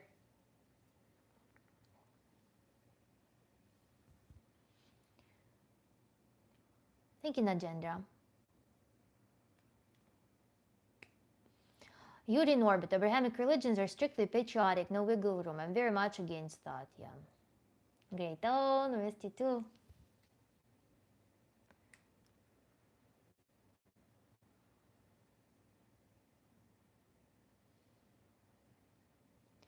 perfect example of Eve's original sin. Follow bodily wishes, ignoring existing law. Abrahamic religions are built with that. Yeah, let's ignore that. That is my messages.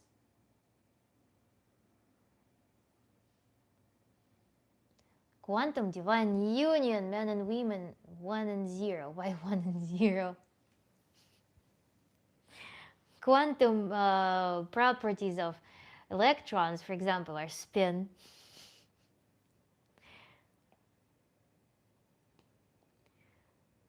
Not 1 and 0, just polarities.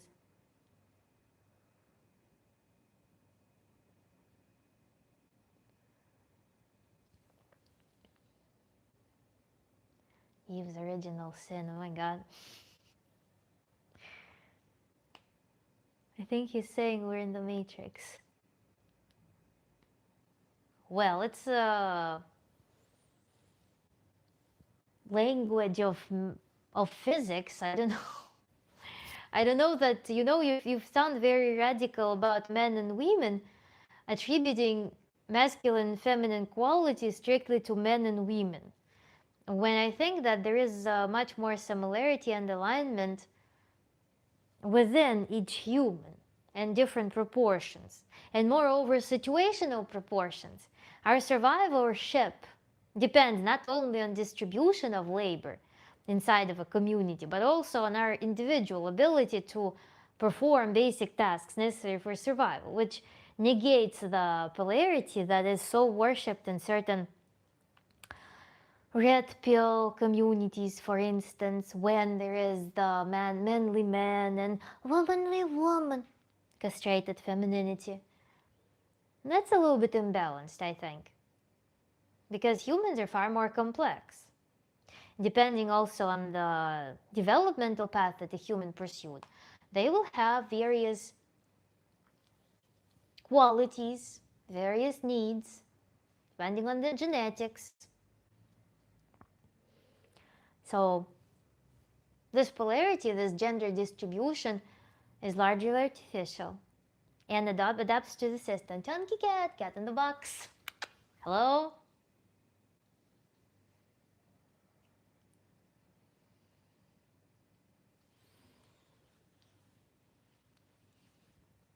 Guys, by the way, have you ever considered being in relationships, or even imagined being in relationships with 2 or more people simultaneously? Have you ever had this fantasy? Or at least some thought, imagining how it would be, out of curiosity? No, Chunky Cat, we are not in the strict flow anymore. We're done with the introductory part. So we're more reading the chat now.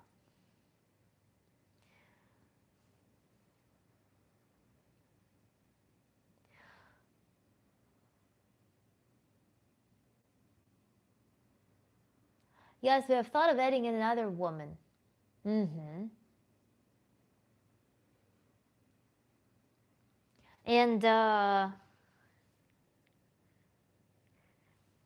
what's that?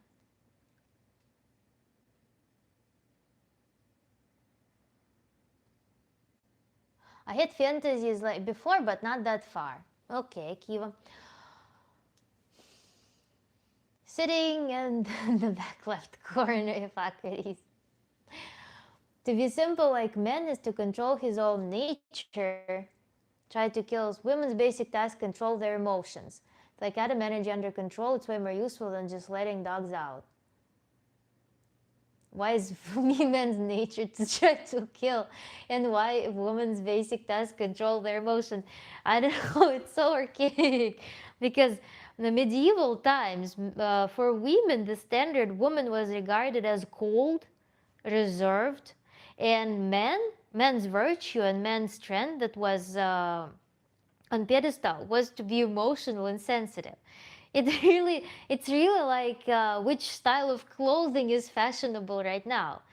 You can look at the clothing styles, and you can look at the code of conduct for men and women and what they constitute. It's not that. Humans are more similar to each other gender-wise than not. And they don't have rigid goals. Rigid roles are antagonists of survival of species and antagonists of happiness. Subconscious, dark matter, and unconscious is infinite. Potential, that to me is zero. So some polarity. I like the way we're speaking style. Thank you, Najendra. Some might say that everything exists at a balance between positive and negative theories. That worldview, though, doesn't necessarily translate to every situation where humans are involved.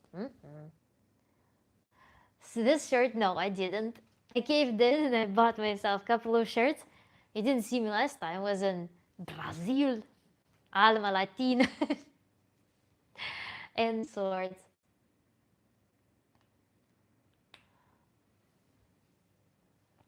So, enjoying it.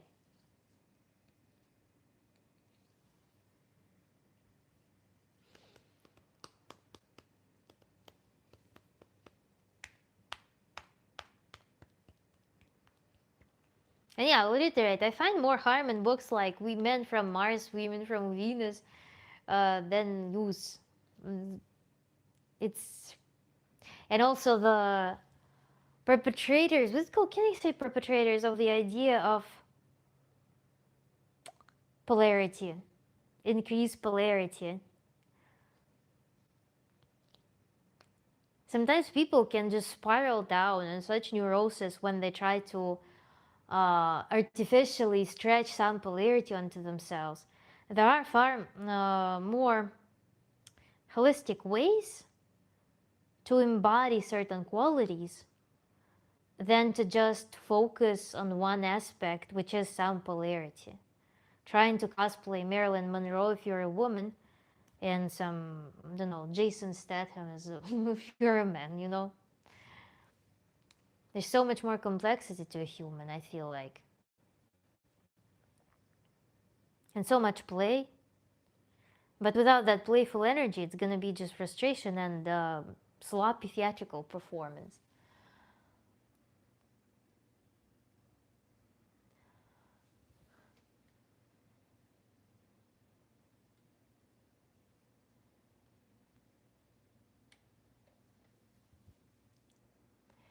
I knew the day would eventually come where you would dress off the rack.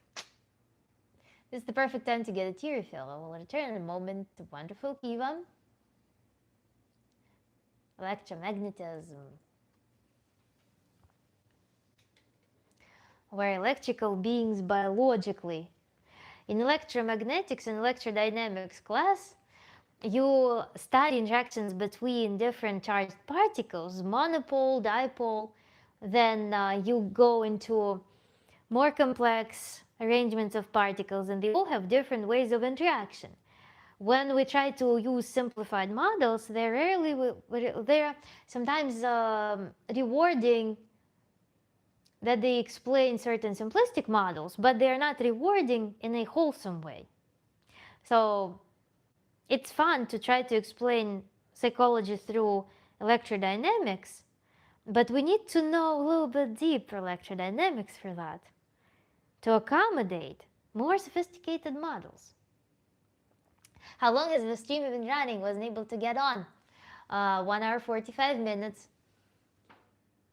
This was our topic today. Kurt?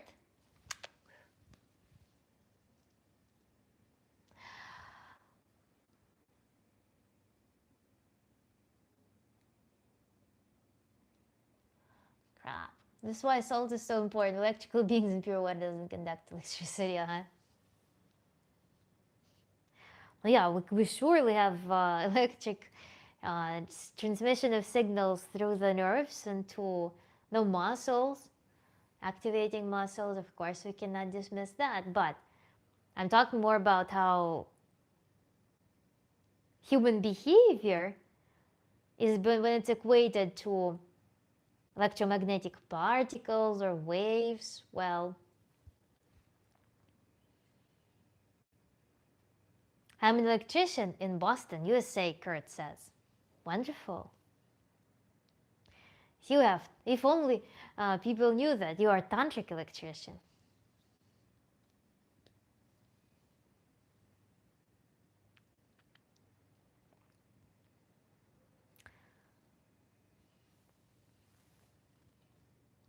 By the way, I think it's a week when next week we have another workshop coming up. And I'm, as always, thinking what to do because when Kiva is back, I had an idea to perform the workshop with Shiva and Shakti again, speaking of polarities. Or we can do, maybe open workshop would be good for that. If I just go on YouTube on my laptop and do screencast with presentation. If we do working with trauma using tantric methods, because that's where I would want to show perhaps some theoretical insights. So maybe we'll keep this for an open workshop sometime. I'm a pedagogue in the shuriken zone. Love workshops.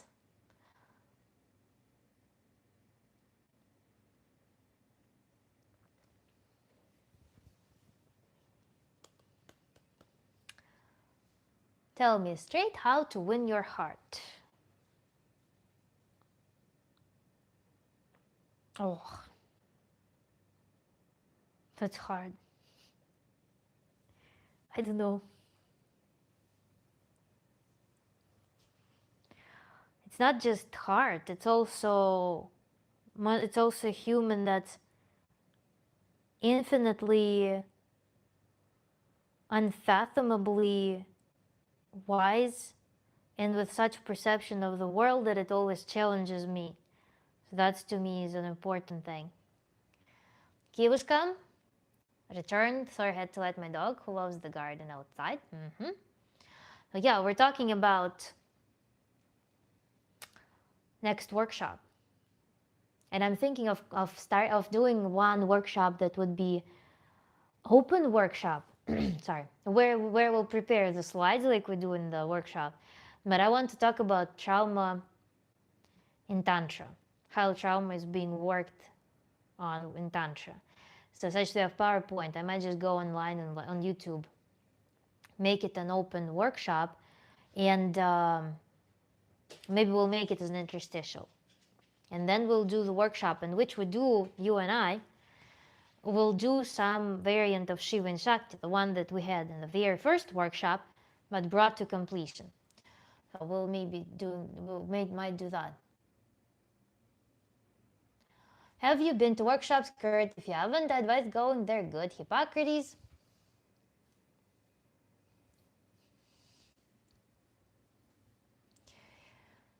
Okay, we have some Abrahamic religions debate. Chamomile. Yep. So we'll get my visualization completed. Yes, Kiva. Well, I'm talking about your soul and all. No, soul and all. Soul is also property of the brain. And that is, yeah, I told you.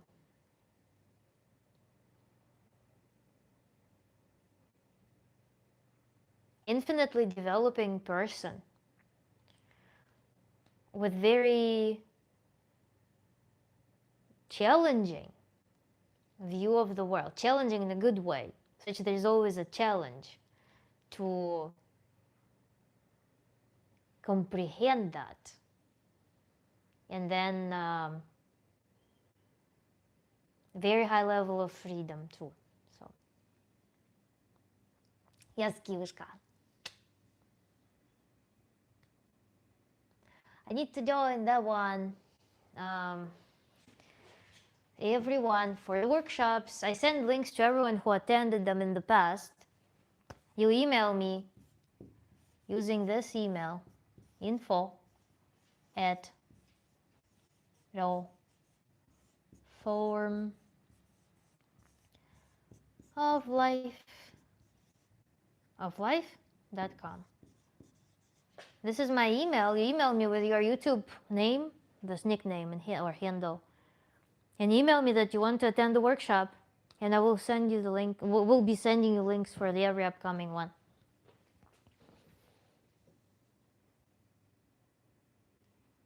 I think our frequency is matching. Кучечка, ты пришел, работник мой. So, email for everyone who wants to attend. Usually we have groups of 4, 5, 6 people. I think the record was 6. Small groups. We try practices.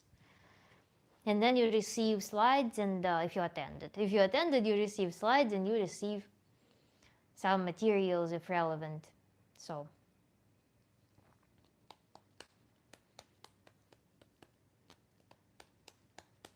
with a returning topic from workshop, it will be back down memory lane. Yeah. We'll be curious, by the way, Kiva, if you will induce the same exact vision or if it will be something else. If you will unleash your polyamorous side. Love to attend. I'm looking forward to it. Kurt, you're always welcome. It's chill. It's nothing like tense. Why do so many people mistake this for some kind of dating venue? I mean, how does that even happen? I don't know, different cultures. I was brought up in a very strict religious cult-like household, and I see all the harm it keeps causing. I want to pull people out of the irrational thinking as Kai Daddy watches Let's. Oh, Yuri in orbit. Yeah, that's tough. I mean, that's also how much of your personal battle, how much of that fuel is worth being put into working and trying to influence people, you know? And in what format, whether the structure is conducive of that. Кохостик пришел, да иди сюда быстро. Маленькая козявка, ну-ка иди сюда. Иди на работу быстро. Ну-ка иди работать. Ну, кто тут отлынивает от работы? Все, все, пес пришел. Вон он. Безобразничай. На работу не ходит. Угу. Зюк мой, пилозюк.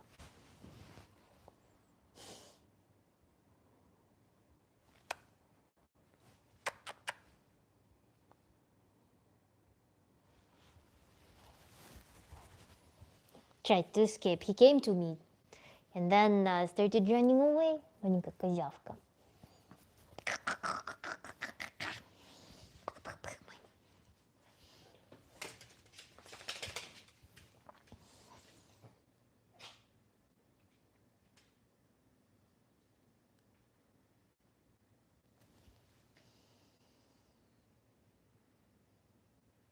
Shuriken happens in every flipping stream. Yes, baby. Is that Yuri Gagarin from the graveyard? Rational thinking is so changing. Ask the lecturer about raw food. Here's when rational becomes different, if not opposite.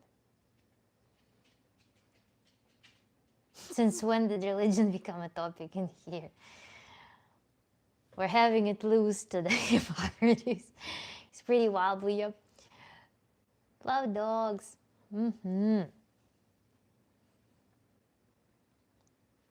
Raw food, I'm still a huge proponent of raw food, Avatap. I don't know what you're saying. I love raw food still. And you learn. I mean, knowledge is always growing. Knowledge is always accumulating. If you prevent your curiosity, that's when you stop developing, that's when you are becoming cultish. Rational thinker always thinks. Rational thinker never stops thinking, and hence advancing their knowledge. So what's wrong about that? I stand that no matter what I've been doing in my life, the method of thinking, the method of how I process information, how I work with information, it stays the same. No, I mean, at the core. But I also advance my method of thinking. So both my method of thinking, it evolves on the basis of some core. And what this thinking leads to also brings me more and more knowledge and certain behavioral changes. So I don't know what's the conflict there. If I was a dogmatic person, then I would be approaching raw food in a different way. I would be selecting some authority to tell me to do something, and me believing that against my senses, but it was with my senses. I just made a mistake of overlooking some mistake. So this was right, this was wrong. When I recognized that it's wrong, I fixed that. So I changed my behavior. I accommodated new things, no new arguments. Because my method of thinking, my method of pursuit of knowledge and experiences, it expands. People who believe in dogma, people who need external rule, their method of thinking cannot change. They're forbidden. Their natural curiosity cannot work. Their cognition cannot work. There is a barrier on that. There is a dogma on that. Hence, they cannot pivot. That's what the entire time I was advocating for that. Why veganism is a bad thing, ideological veganism, is because you cannot pivot.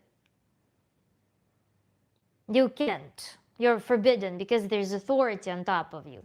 If you don't have an authority above you, you are going to think, you're going to listen to your senses, you're going to listen to new evidence, you're going to search for evidence, and you're going to pivot, you're going to make a better move, you're going to optimize.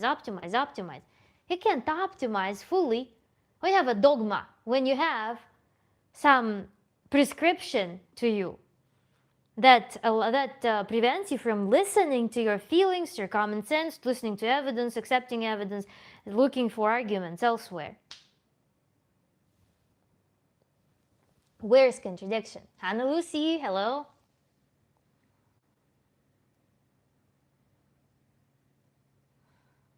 What am I talking about? Polygamy, I missed the best part. Well, Hippocrates, close your eyes and imagine 4 women, all stripped to bikini. Just meditate on that.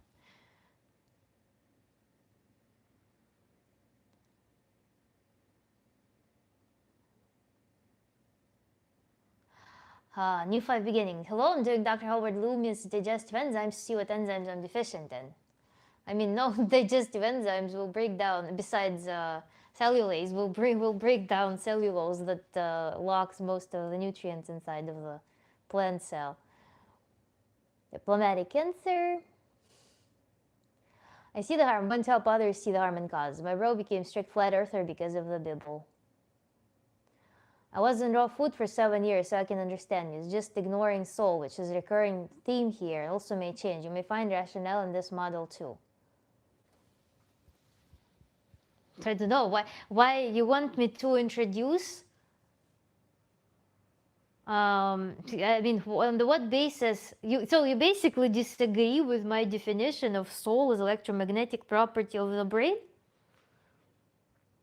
What should I derive from that? What is the operational value of this term? What is the characteristic of soul that I need to embrace? I just don't understand the instrumental value of that. I use it to the extent where it makes sense. Why be bothered by it on any other level when it's impractical?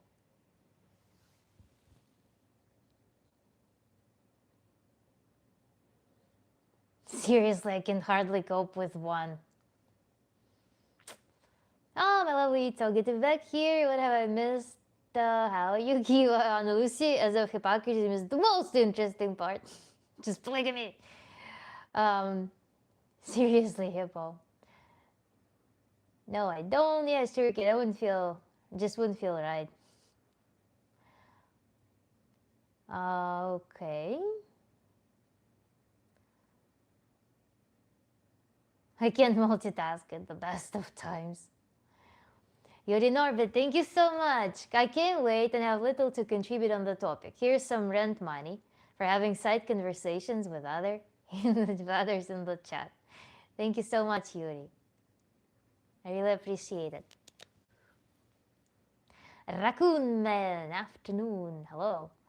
Hippo, you're preaching to the choir.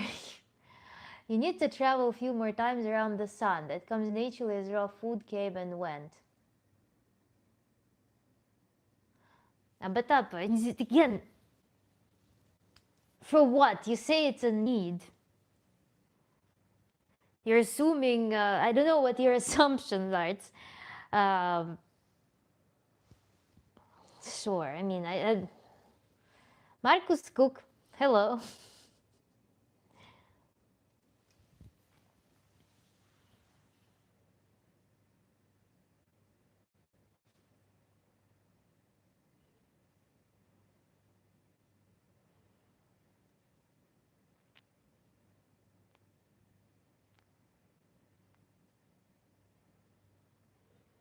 This is, broad philosophical strokes that have no application to life. Why dwell on them? Why have conflict around them? For what purpose?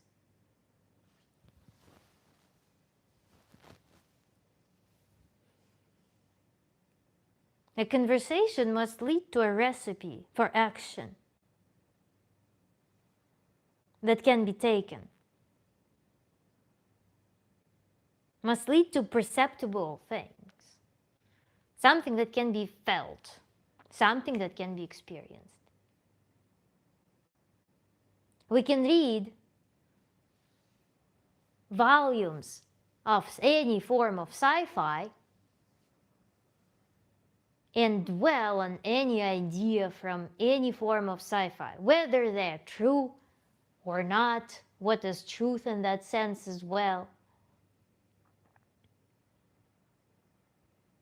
Entertainment, okay, entertainment is valid, something enriching, something that stimulates the brain. I don't know, a game of chess, for instance, has no value other than entertainment. And some also ways to see how your brain can work differently, see how your brain can compute things, assess your computational power, perhaps. Perform some abstract work for development, somewhat transferable skill.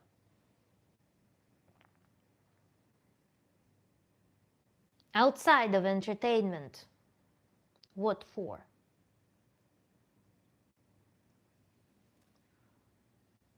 Didn't stop me here.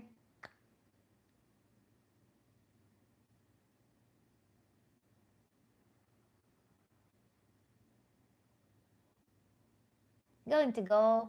Bye-bye. Thank you for joining.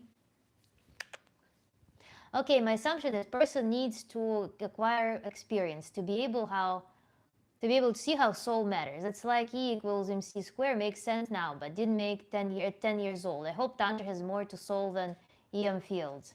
and smiley face. Ooh, you got me with this one, Abatapa. There's entertainment, then there's transformation. Yes. Should probably continue my other notes while we're doing open conversations. Yeah, Kiva, why not? Marcus Cook, no reason. People would have stalked me on it. We would come, there's subs and stream on the crowd, leaderboard of chat contributors. I didn't yet finish my discoveries. The mind is wandering. Kiva, by the way, did you try the blinking focus thing? I'm curious.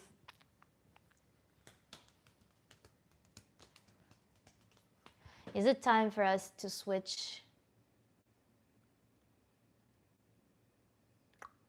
No, we still have some charge.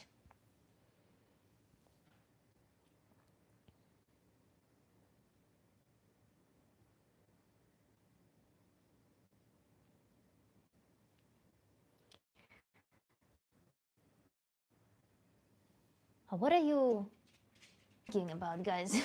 Yes, madam, and other things as well, but I haven't written it down. Okay, Kiva, no rush, no rush. Так, зайчики мои, у нас тут безобразие в чате. Да. People are misbehaving in the chat. without you. Просто we need you to supervise the chat, пожалуйста. Договорилась? Спасибо. Угу.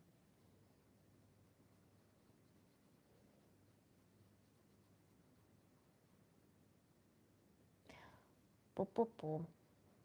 Silrikin, bye-bye.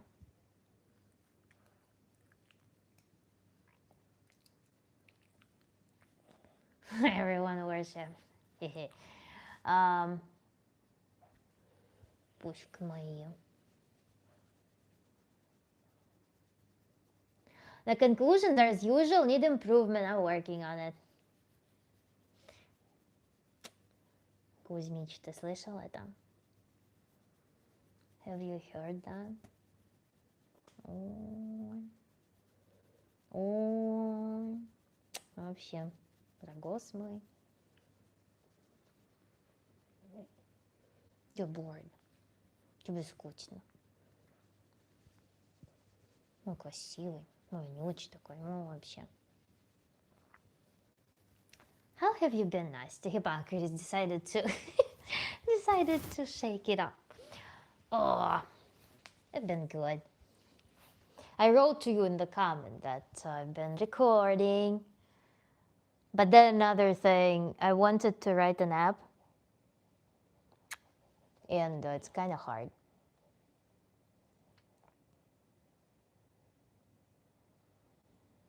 Extra scratch from me. Тебе Hannah Lucy is giving us scratch.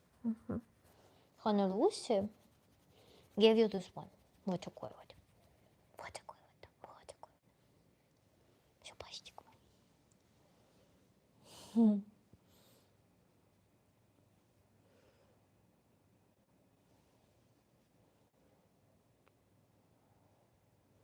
Otherwise, it's been incredibly hot in here. Not in here, hot here. In here, I have AC working nowadays almost all day long. And that's pretty baking. And it feels like it's about to have a super downpour. The air is so heavy and dense. But it barely rains, so it never gets to release. I've had spiritual dreams recently of legs floating up and hearing people chanting "Lay at me." Now, what were you doing differently? I'm hot too. Oof. It's supposed to feel like 115 degrees next week. Oh my god. Same here. Hottest we've had is 29 though in Ireland. It's also not so hot like as of temperature, but it feels insane. It feels like Florida in the peak of summer. So, spiritual dreams. When it's worth analyzing dreams, it's actually very sometimes interesting to look into them if you are going through some processes in life. And also your interpretation of dreams also is interesting. So you can treat dreams as, on the one hand, inputs that you put into your brain, if your brain is reactive to events. And then also how you want to interpret them. We can use dreams as metaphoric cards. Like you look at the image, you start saying something, your psyche starts talking about its priorities effectively. So your own interpretation of dreams is what's of high value. Because I know that there are dream interpretations, if you're swimming in water, I know there are some Freudian dream interpreters that solely revolve around sexual life. And that's rarely rooted in any real events in life. Oftentimes dreams are representative of emotions, dominant emotions and desires that we have. Najendra, bye-bye. Or also, tell me the story, tell me the tale, explain to me your dream, what it is about.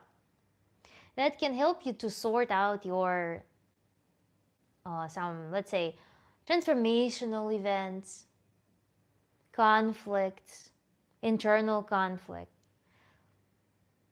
So dreams are not to be treated literally sometimes. So by analyzing the past, like recent past, and telling yourself how you feel about it, might be plenty. It's actually really good. If you're going through some transformational events, the fact that you have very vivid dreams helps you to process the events, as opposed to them turning into some heavy rock. I get flying dreams gliding, and everyone on the ground's like, how the frig is he doing that? Oh, Hippocrates, my favorite genre of dreams is when I can just lift my feet and float. I literally just swim everywhere. And I can, like, instead of taking stairs, I'm just like floating the stairs. And I can then go back to the ground, or I can float back up. Oh, it's so pleasant. Sometimes, once as a child, I had this exact dream. I have them throughout my entire life. When I had this dream for the first time, I think it felt like several days passed by. It was like, oh, life. 25 in the UK for Hanam. Nice. I'm on the path of enlightenment, so my dreams don't feel like dreams. Yeah, I know them nice too, but he had stopped for years, but they are back. What's the path of enlightenment? Madam question. Yes, Kiushka.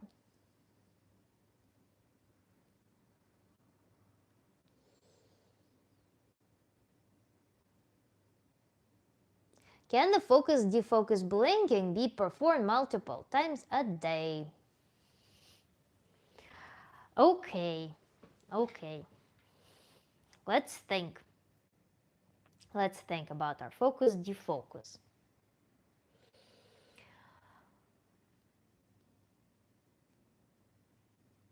Let me respond to Hannah real quick. Oh, flying dreams are so much fun. Did you get that tickling feeling in your stomach when you flew?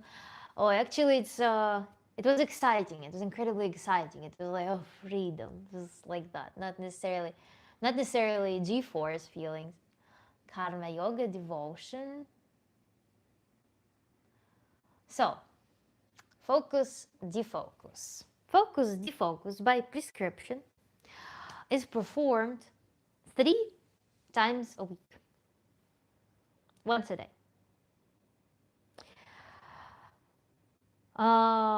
In general, with practices, we don't overdo them. It's actually something, Kiva, I want to tell you, that practices are not to be overdone much, because you can burn out on them, or you can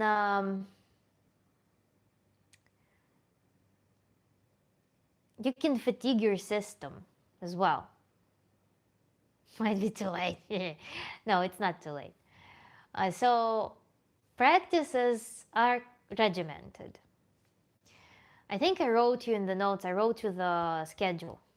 And you can check a variant, or, I mean, I did this checklist inside. Remember, I did the type class of practice, and then I did check boxes. Each option can be chosen that time. It's not all of them have to be done all at once. It is that you choose one. And the regimen goes, I think, hot cold practices are performed 4 times a week, right? Or 3 times a week. And focus defocus is performed 3 times a week. And then breathing practices are performed twice a week. And full body breathing is performed 5 times a week. I think that's our menu, if I'm not mistaken.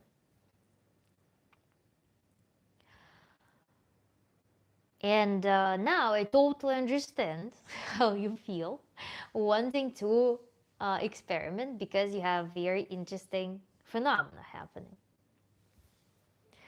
But I think gradually, as you collect the data, would be interesting to switch to system of practices performed in regimented fashion. Because Kiva, you also will be facing new practices soon. The practice that we did with radiance, I'll prep the recording soon for you, so you'll be able to start practicing that one, incorporating it in different ways. And then also there's one practice that it requires mirror, it requires accessories, so maybe it won't be easy to introduce right away.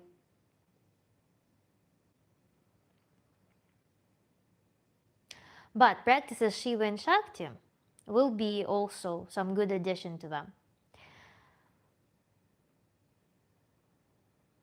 So we will be greatly expanding the assortment of things that we will be able to introduce.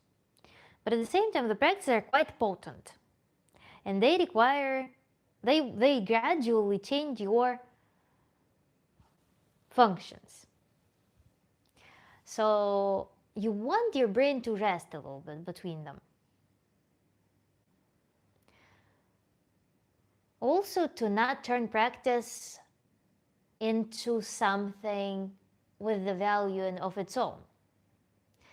It's important for us to zoom out a little bit and understand why we perform those practices and turn them into a system that suits some other goal that is outside of the immediate curiosity of trying to dissect how we respond to the practice within the practice itself. So let's gradually, while you keep your observational path from within, let's also try performing some maybe goal setting and vision of the bigger picture, such that we put all of the practices in one system and start working in this system in a more broad context. I think it'll be fun.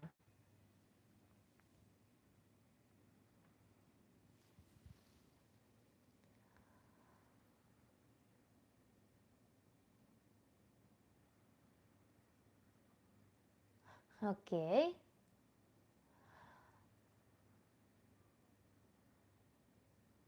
Kiva, what's wrong? Last time we did write down what's wrong with your life practice. Do you remember? Did you get done? Okay, Kiva. Okay, so about the checklist, I wasn't sure if it was supposed to be checked off or not, so I just did one on paper. Yeah, checklist, I just put it there. You can choose one of them. And that's just to, I don't know, I like check boxes because they are void, they're not closed, not like checked. And kind of gives you the feeling of choice. I wanted to, with check boxes, I wanted to insinuate that you have a choice, what to perform. Yeah, may or may not have done practice multiple times a day out of pure curiosity. Kiva Schrodinger's Kiva. I'm not leading the way curiosity is. It's normal. It's normal because again, it's hard to. I mean, it's hard to not to feel the push, the impulse to study that when you have bright reactions that you didn't expect. So let's change our audio settings real quick. And we'll continue our soulless tantric talk.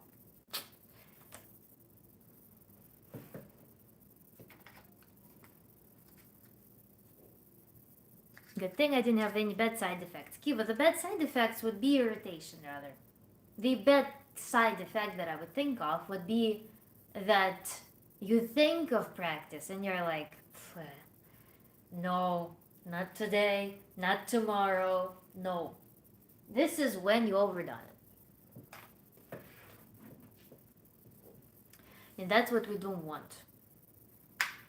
It is like, imagine you study language. Language is pretty attainable because language has quantitative measure. With languages, sometimes you have enthusiasm and you do lessons. I'll do reading, I'll do listening, I'll do speaking, I'll do words, I will learn, and la la la. You spend extraordinary amount of hours, like 3 hours at a time. The next day, you pick up your phone to do flashcards, or you pick up your phone to do some grammar, and you feel, no, please no. That's when we go through fatigue. And with practices, we don't want that because practices shouldn't be wired with fatigue.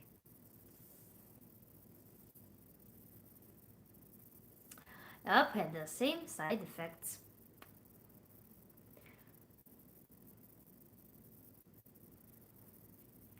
I'll tell you a wee story about a 16-year-old emotional kid. He developed a meditative state to avoid getting upset in public and known to himself. That's what he was actually doing.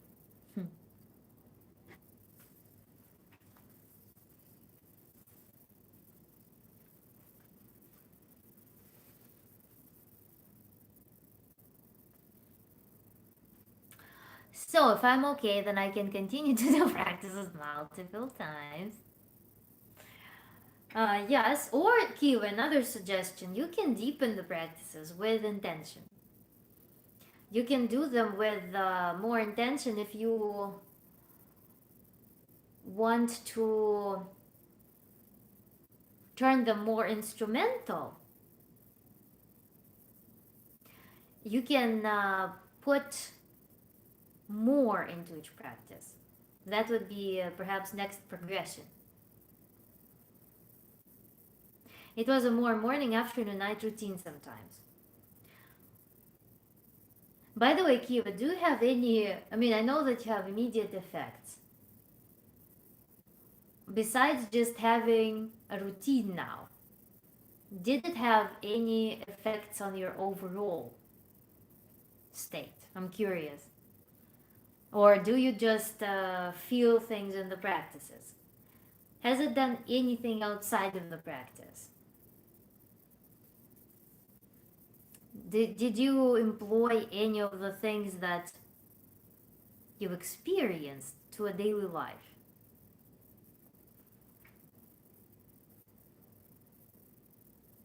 But the meditative state he developed was a state of detachment, which ultimately led to a very dangerous and unpredictable individual on Saturday night sitting at the bar. So just be careful with some of the practice. Multiple times a day, wow, that takes courage, Q, to take a look at your life that honestly, that often. Oh, madam, just within the practices, boom, boom, boom. Kiva can now bend spoons with her mind. Bend geology.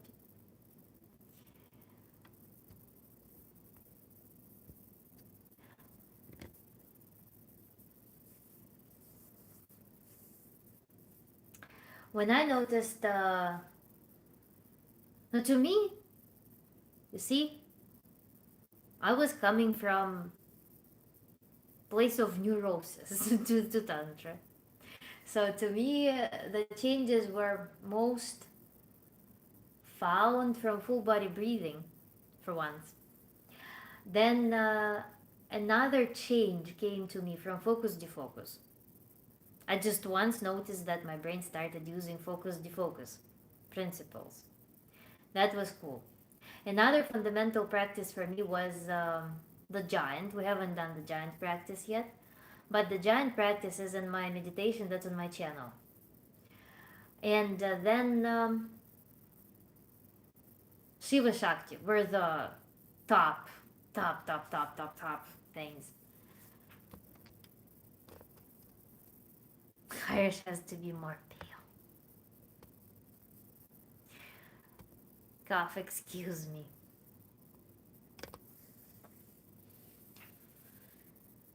So, that was my experience with that. And then, of course, everything to do with intimate realm also was really transformative. Thank you, madam, for feedback. I wasn't sure if the multiple practices was, I guess, allowed or not. Just see for yourself. Ultimately, it is how you feel. But then, you can add more intention to them. You can add different sequences of things. And then, see how it changes. So, especially since it's already been ongoing. Yeah, no worries. You shouldn't worry about it, you shouldn't be self-conscious about it. But I think it's good to move out of to gradually separate yourself from the paradigm of what's happening inside of the meditation to how it can pour out onto life and how it works. The giant practice nights. How far have you ever went? For some reason, I had with the giant when I first performed it. Somehow, I hit the Eiffel Tower la tour Eiffel in my mind that I wanted to outgrow. that was that's just the reason, was the reference point for me. But sometimes it's like bigger than the earth feeling. I want to create an altar, but it feels like a lot of work. Depending on your design, my altar for the longest time was just, it was some placemat and my beads and shells that I found. Depends on what you want from your altar. Of course, it would be super cool. I have fantasies. I want the altar with waterfall, but I couldn't find beautiful tabletop waterfall. They all have some crazy designs usually, unless you go to some premium designs that go like thousands of dollars. That's one thing. I want to have water, moving water specifically, and I want to have candles. I want to have shells. I want to have flowers on my altar. And I want to have some art piece on it as well. Some from my favorite art pieces. And perhaps also some erotic arts. And some, I don't know, I don't like incense sticks. They're kind of overbearing, but I like essential oils. Maybe something with essential oils. Maybe with perfume, I don't know. So share if you have new beginnings. If you have some drawing for how you want your altar to look, it would be cool to see. Erotic art, yes, Hippocrates. Erotic art. There's wiki art. There's erotic art from all over the world, from different cultures. Really fascinating. I'm really pale at times, but not at the moment. Been burnt ends from mountain air. Why are you guys? I didn't catch the joke about paleness actually. The giant practice, yes, we talked about. But I make my own scents for incense sticks when I have time. Hippocrates. Um, we have some almost advertisement going on. Are you okay? We're all focused on your story. I'm so happy I didn't do anything wrong with practice routines. It's a big relief. No, don't worry. I mean, you would know if you did something wrong. You would feel like either nothing, like nothing happens. I'm getting demotivated to do them, or it will be like, hell, I'm feeling angry. I'm feeling aggressive. I feel irritated. Incense that are all I can smell here makes my dog to cray cray, to go cray cray. I have a Buddha statue and I want to get a Shiva picture. That story ended years ago.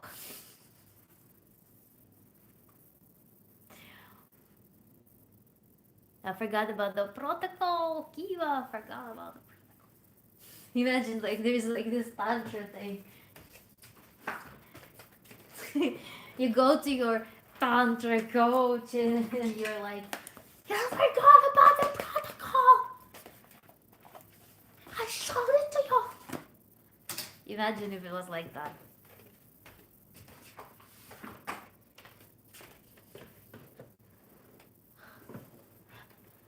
I need like a small table low to the ground with feathers, beads, and things I can offer. Yeah. Have you thought of making it yourself? That's it, but I better not. Hippo. Boom. I can't imagine it all.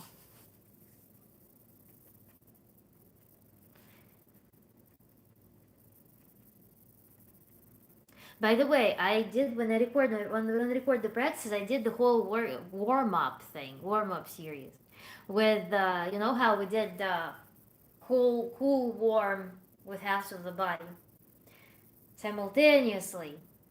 I did warm ups when they go by turns first. Then I also need to add warm up, I think, for visualizations because some people, believe it or not, are not visual people. They cannot visualize that easily.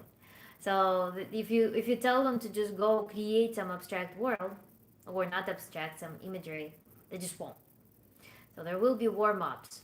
I found relevance in that when I worked with various people. Meditative state, it was such an inventive idea to get comfortable in public. I totally am there with that. Meditative state in public, by the way, can disguise also as derealization from social anxiety. That's another facet of that.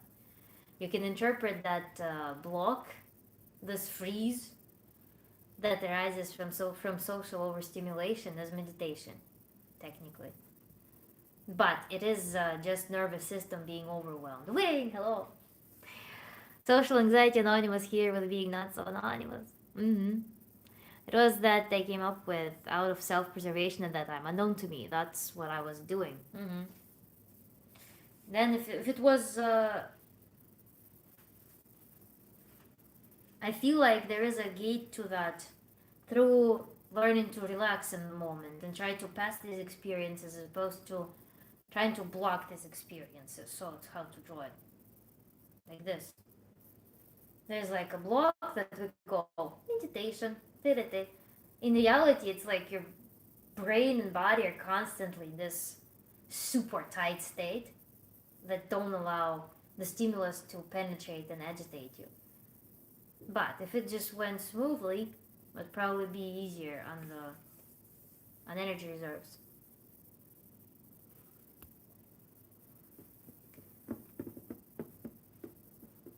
How interestingly we jumped from polygamy, polyamory to the... But because of inventive extreme trauma at that time, my brain had shut down. What? See? Hippo, your learning awareness? It was like I was wiped again for self-preservation.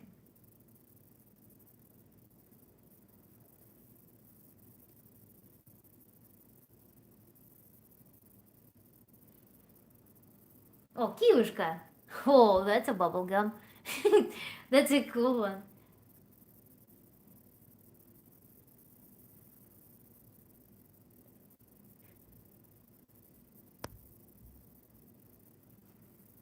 Wow, what does it look like? Yeah, they look like candy. Or, yeah, they look so interesting. I was wondering what it would look like in the chat.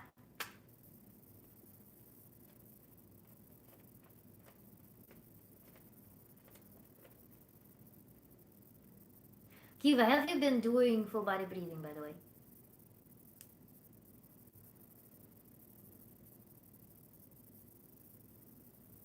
Hannah, how do we reach that meditative state without disassociating afterwards? How do we reach that meditative state? That which? What is the objective of that state? Madam, I have full body breathing.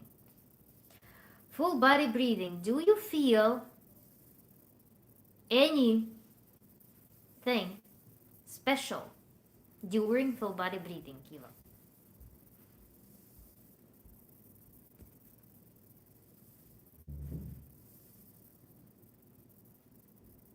And I'm debating whether I want to share what I feel. You authorize me if you want me to tell you what I feel or not. Because part of, sometimes you want to share your experience to kind of like align with people who also practice, but then if people don't feel anything or they feel something different, they're like, crap. Hippo past location. Special, like some side effects, maybe different. I do, but we're not supposed to. Kiva, what do you feel? Same thing, or do you feel something else? Hippocrates, I believe, along with a retired professor in psychology who shares the same belief that I suffer from a form of FASD.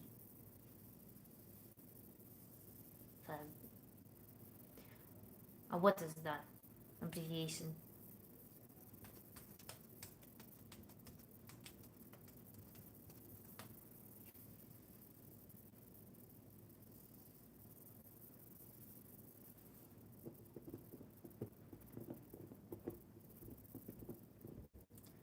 Fetal alcohol syndrome disorder.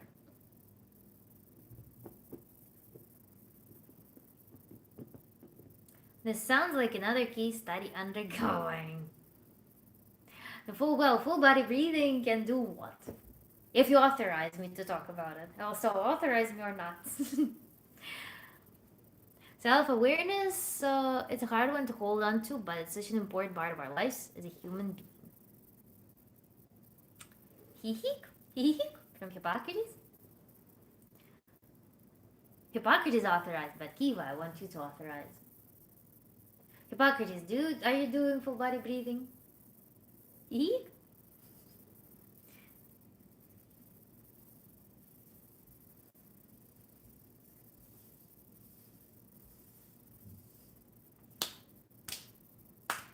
Ding, ding, ding, ding, ding, ding, ding, ding. I've done that since I was child master. No, I remember that. But to attract.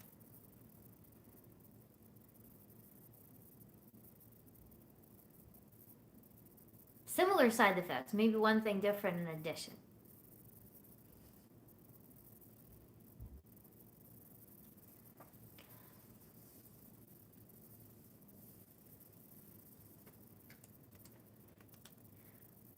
How can we help?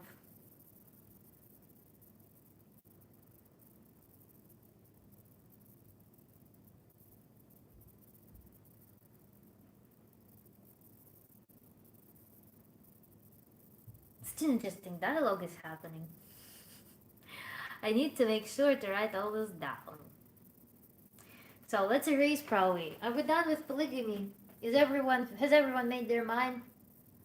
Be polyamorous, polygamous, or monogamous? Are well set on that? Everyone determined their throughput. Everyone emailed me who wanted to email me.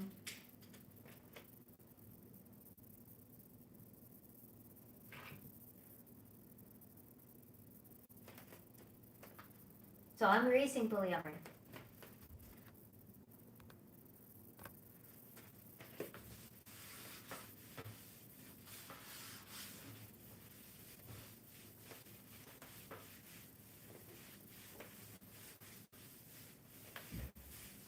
And then we'll do the recap from memory. I guess. Tried to email you before, but it told me it wasn't correct. Hannah, you can message me on Instagram. Send me your email and I'll email you back. If you have Instagram. My email should actually have that heart if you click on it. I'll write it again.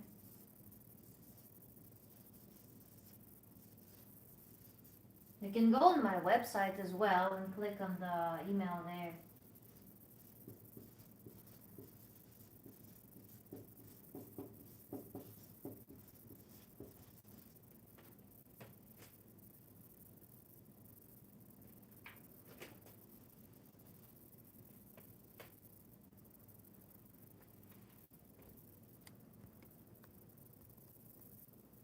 Hippocrates.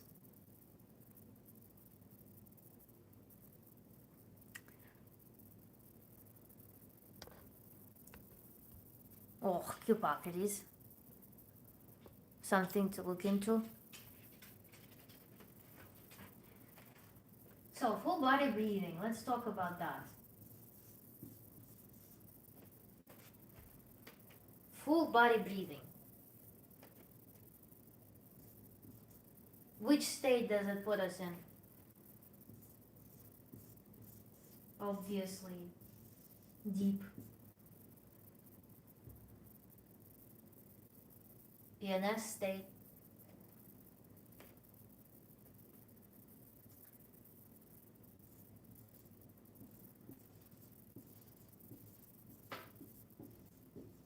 Muscles relax. Cosa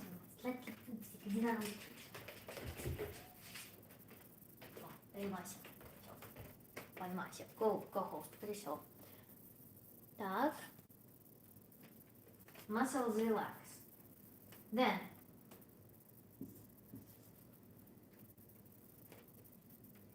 there could be a transition into a very special mental state. where it feels like something clicks. It's very deep and overwhelming state.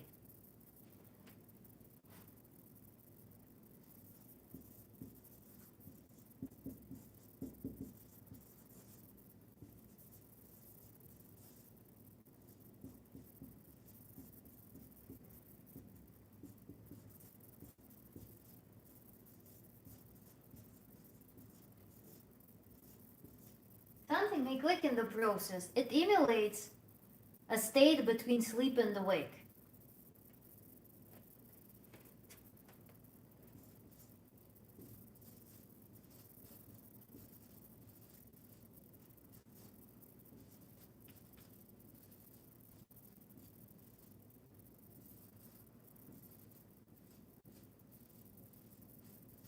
Or you can fall asleep.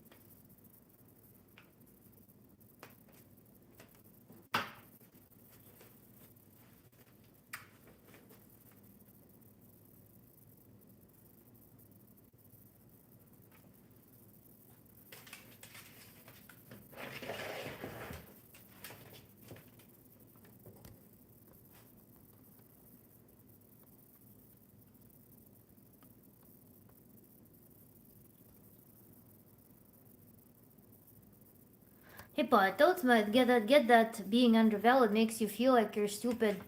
So you tell yourself that you are, even if the people around you just don't understand your intelligence. Always had that due to being judging appearance. Yeah, there is this lingering feeling that something is wrong. Even if you can't understand it, you try to find arguments. If you don't have this base feeling that everything's okay, you will find millions, even if nobody tells you anything. Or if somebody tells you something in passing, it will become the explanation for what it may be. I was less than everyone else. Part of this internal thought was caused by being surrounded by narcissists who were in an authoritative position. I left school with no qualifications, simply because I couldn't concentrate on the exams. Да. Какая, видишь, какая. Hippocrates has such a story, Kuzmich.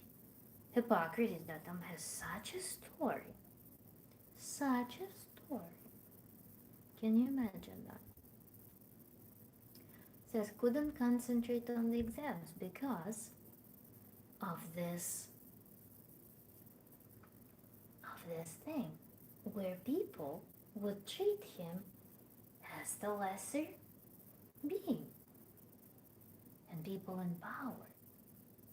It's a crazy position to be in. To see yourself, to feel that something is wrong at all times, and living with this burden. Can you imagine that? It's a really heavy weight. When there is no idea of this unconditional understanding that you're fine. And you're just here to play.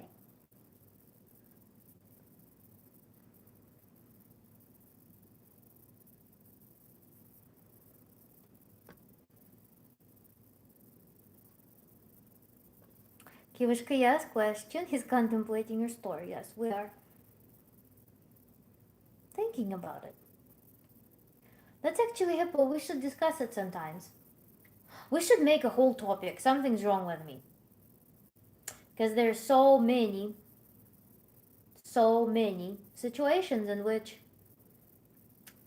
children become the narcissistic dumpster of their parents.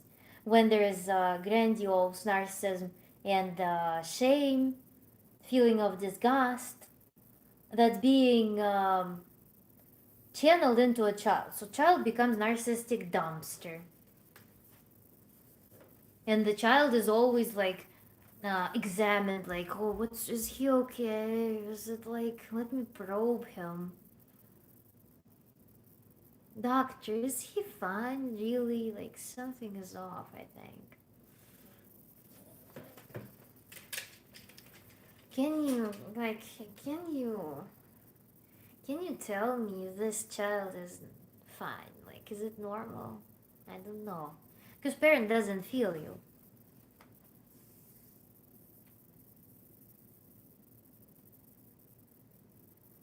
Parent doesn't feel you, doesn't have a basic connection because they're unable to. And they are unable to give you the feeling that you're fine, you're good, you're desired. And they look at the child through the external lens. They're constantly, because they're a child themselves, they need a significant adult figure to verify that the child is fine. So the parent will be in the constant authority pursuit to verify that you're fine. At the same time, not being able to verify it for themselves because they only feel deep inside that they only can produce some.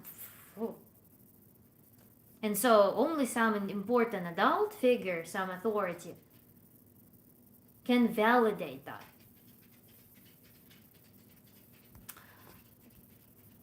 Is full body breathing supposed to clear thoughts? It can. It can. When it clicks especially. That's when the thoughts are gone usually. But it might require, you know how I play? When I was little, when I was 5, I played with my uncle. I was 5, my uncle was 18 years old. And when I was visiting my grandma, he lived with them, and we were playing Sega, and he had a gun. So you use a gun and you shoot ducks on the screen. That was my favorite game. So I decided to start working with thoughts that arise during the beginning of the practice, like that game. Like thought arises and I'm like poof, poof. So every thought I'm just like poof, poof.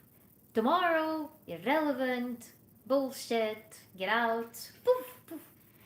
I just remove the thoughts like that initially, and then it allows me to get into this click state where it's just poof, and mind becomes very deeply somewhere.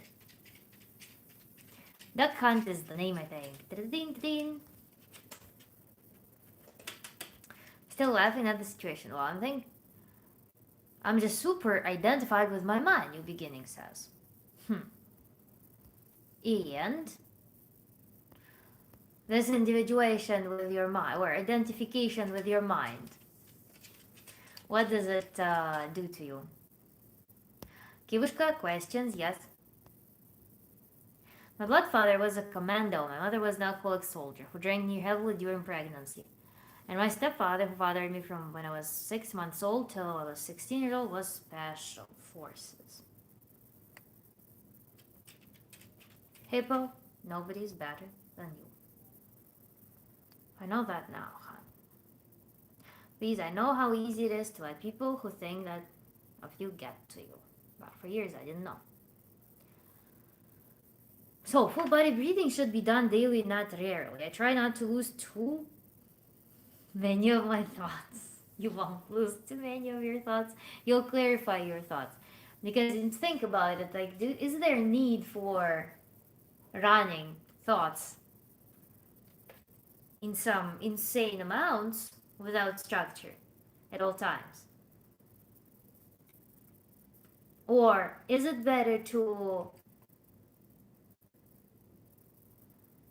purify things and leave the things that you can focus on efficiently per unit time?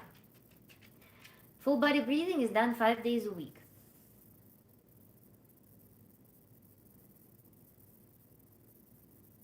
You won't lose too many of your thoughts. You will clear your mind of your thoughts temporarily to be able to process information.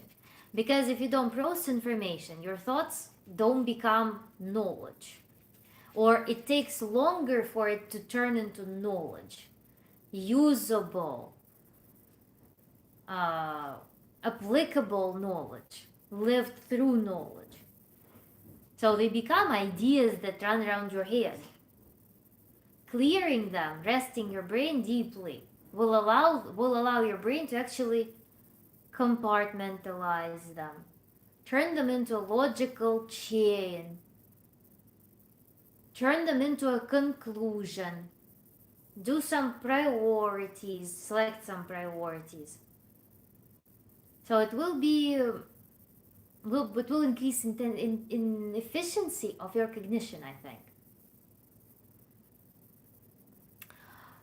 Then, new beginnings. Hi, Professor Great. Oh, my thoughts feel entangled in my body, and I feel like my negative thoughts are always too close to my body's sensations or my nervous system. That's a valid comment, valid observation. So, what's your question here? My brain didn't awaken full until I was about 40. Hippocrates, I'm an old man now. And it was the same trauma that triggered the shutdown that caused the awakening years later. Exact same trauma. Exact.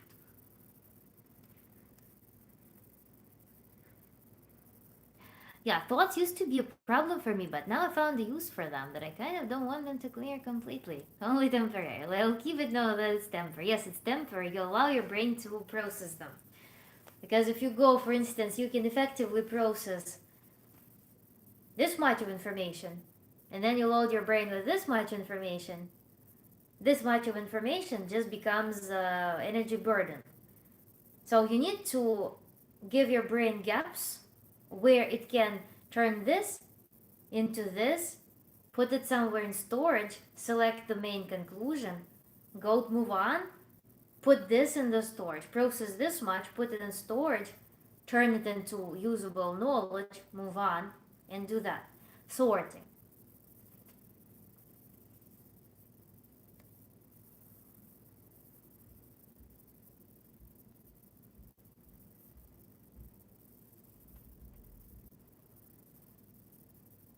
Found a comfortable use with an overload of thoughts, so it's not stressful.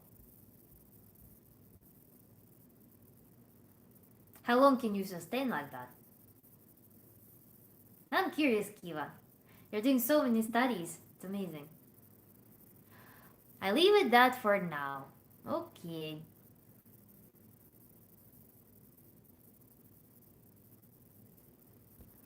Hippocrates. Hippocrates.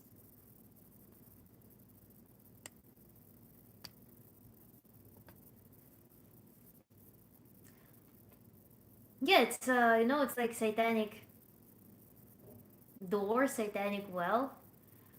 Your story about how you found the gate in and out of trauma. Interesting observation.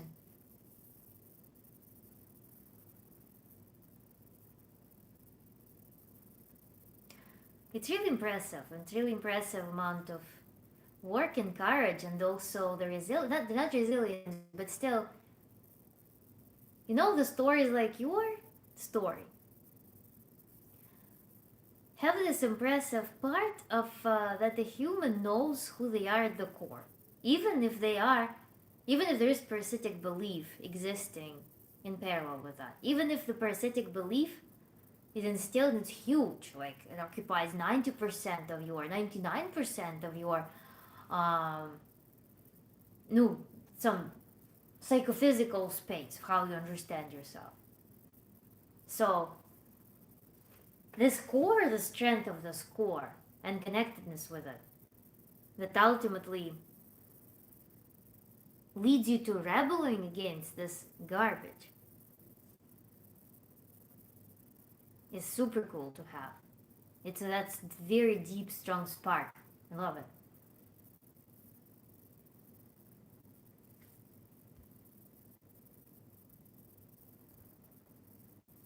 I don't know, madam, if I never set a timer to find out how long with thoughts overload, but now you got my curiosity going. I'll add this to the list. Sorry guys, we're off the topic. We have parallel topics. We have multiple streams.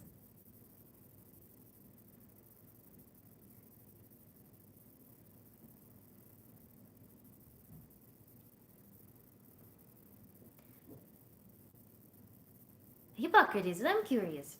You constantly, like pretty frequently, you say this, I'm old man, old man. Why do you need this idea of oldness? You literally relatively recently found the new beautiful way of life.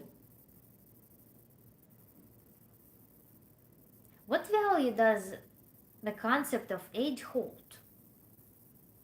Because you don't have particularly the aged energy or aged attitude or aged appearance or aged outlook, other than the idea of that.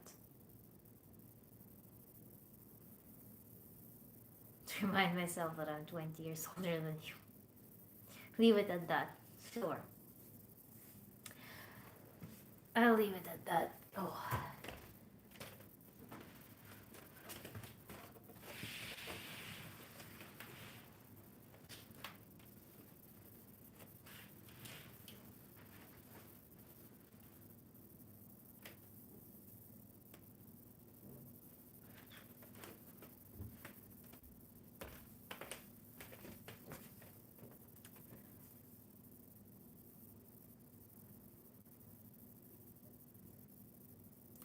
He was in the driving seat of topic now.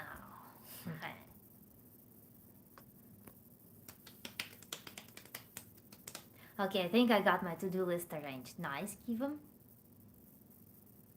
How amazing it would be. How amazing it would be to automate all of these things into an app.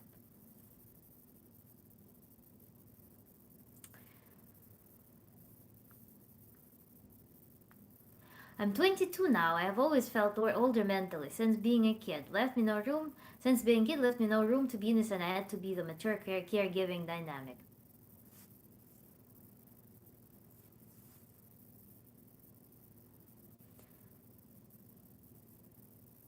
To have the knowledge you have nicely at your age is unreal. It's an amazing achievement. I mean, it's adaptation too. It's not. It's not that it's. It's really the survival mechanism, perhaps even.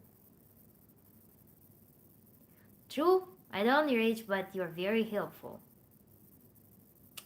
Your idea, it's a genius idea. Yes, Kima. Oh, it's such a mountain if you only knew.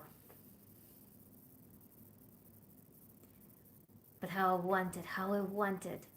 If you only saw the design. Oh my god, it's such a beautiful design. My trick is when some task is very scary and or not just scary, maybe something that's done a little bit with willpower. I start with things that I love doing, which is to create something beautiful. I designed it. Oh my god, it's so beautiful, and it doesn't help now even more because I want it done so bad. Oh my god, it would be so amazing, so amazing. How I want it. Yes, I love that you reach for your dreams. I have so much, but I believe I'll fail, so don't move.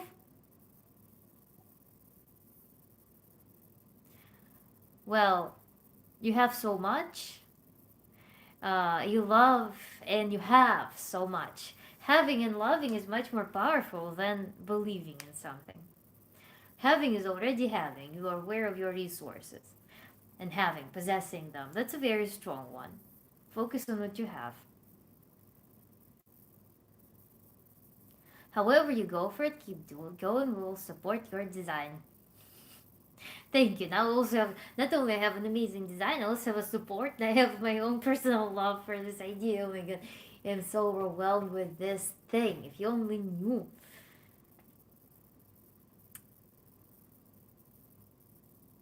That survival mechanism that drives the capability. Mm-hmm.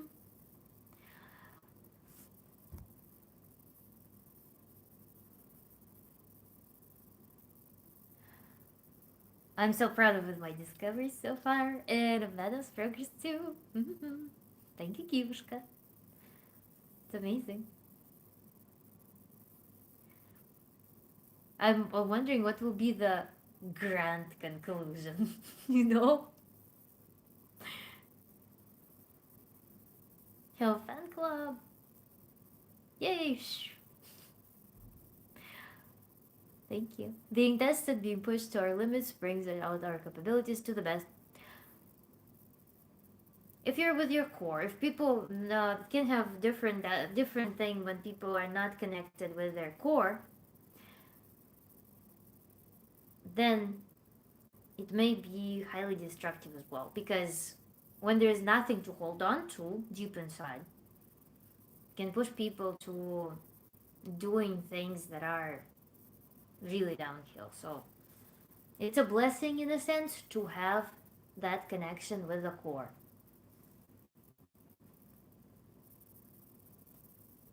And having that priority inside to hold on to it. Because some people are destroyed to the core, unfortunately. And that's very sad.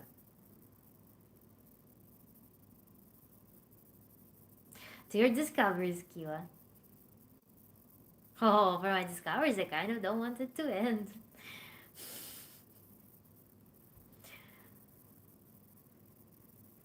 I mean, you can't show what a Ferrari is capable of until you push that pedal to the max. Mm-hmm.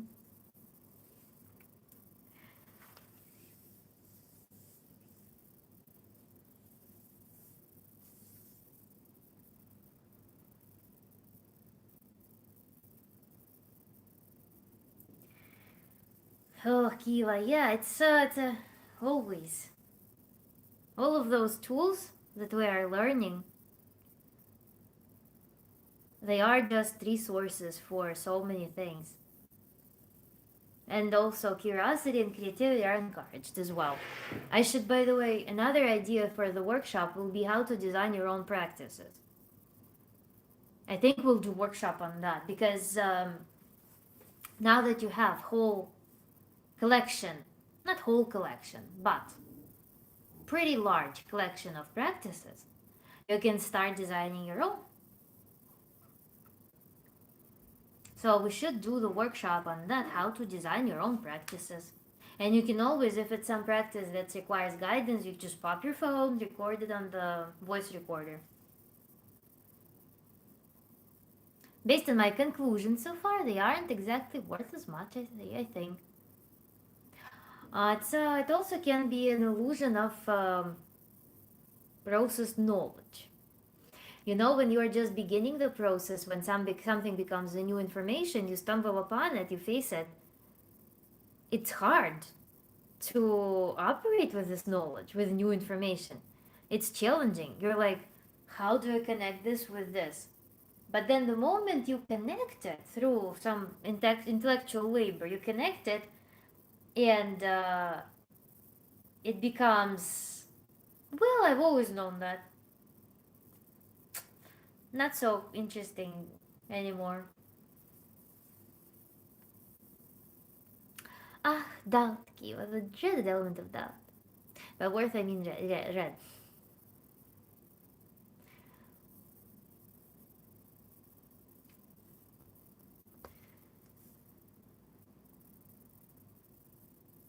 It's up to you, Kiva. If you want me to read those things, I will read them because there is always something interesting to analyze.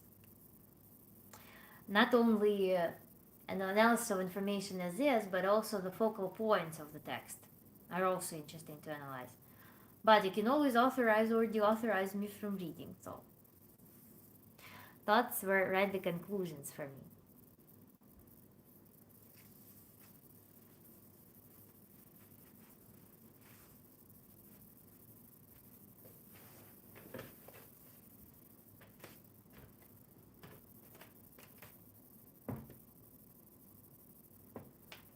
Can you hear me well from the whiteboard?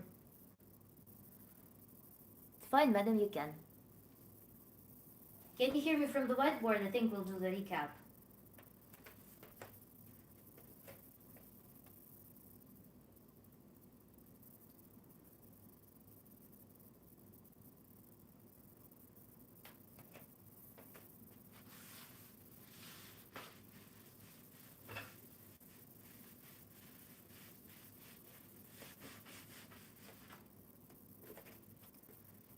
Yes, can hear. Wonderful. So, we started today with just polygamy polyamory. let's do this. Poly love. And I'm not going to draw all of the diagrams that we had. You can just watch the introduction in the video, but we begin this topic from the notion that a lot of the religions, a lot of the cultures, they regulate, they restrict poly relationships. And that is because relationships are inevitably associated with economical systems that are in favor of nuclear, isolated families, of property acquisition, working with capital. Those things also are highly dependent on the social class of people. We discussed different dynamics: hierarchical,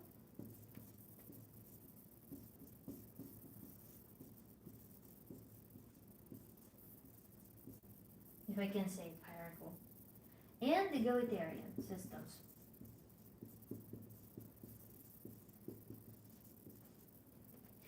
Poly relationships can be hierarchical or egalitarian. And that is heavily driven by the socioeconomic situation. Whether people can afford either of these things, or if these relationships are reasonable. So that was this external facet of relationships. Why it's not an accepted norm everywhere. Why people have literally institutional regulation and relationship instructing them to be in mono relationships, monogamous relationships. Because relationships are inevitably associated with offspring, with a lot of payment, with a lot of liabilities, or with property rights. And then we moved on to talking about why Tantra discourages polygamy. Tantra, that seemingly is about sexual freedom, embodiment, somehow tells us that monogamy should be practiced. Why? Seems like contradiction.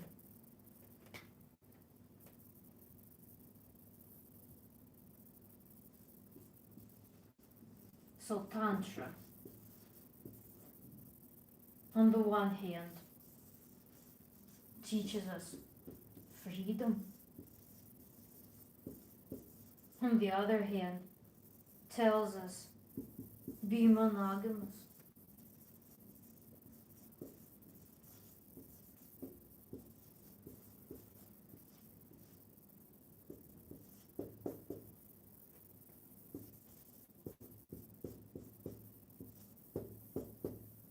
WTF?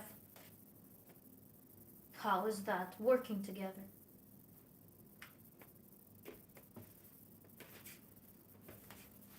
And here's when our story began. The bulk of the story.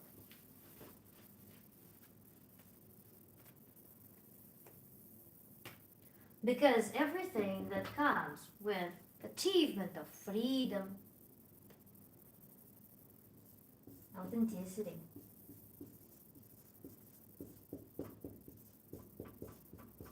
the path itself, the path and the result of it, authenticity, embodiment, etc. These things, they negate the need for any form of authority like that. On the one hand, this voice is not needed.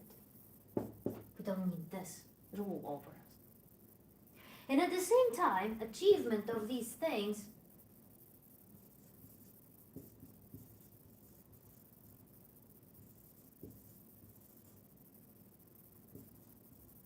prescription not needed. At the same time, the potential desire, the potential impulse, the motivation to pursue other people with the intention of filling some void, being saved, being distracted, being emotionally nurtured from the point of dependency, also diminishes. So this leads to that most reasons to pursue other people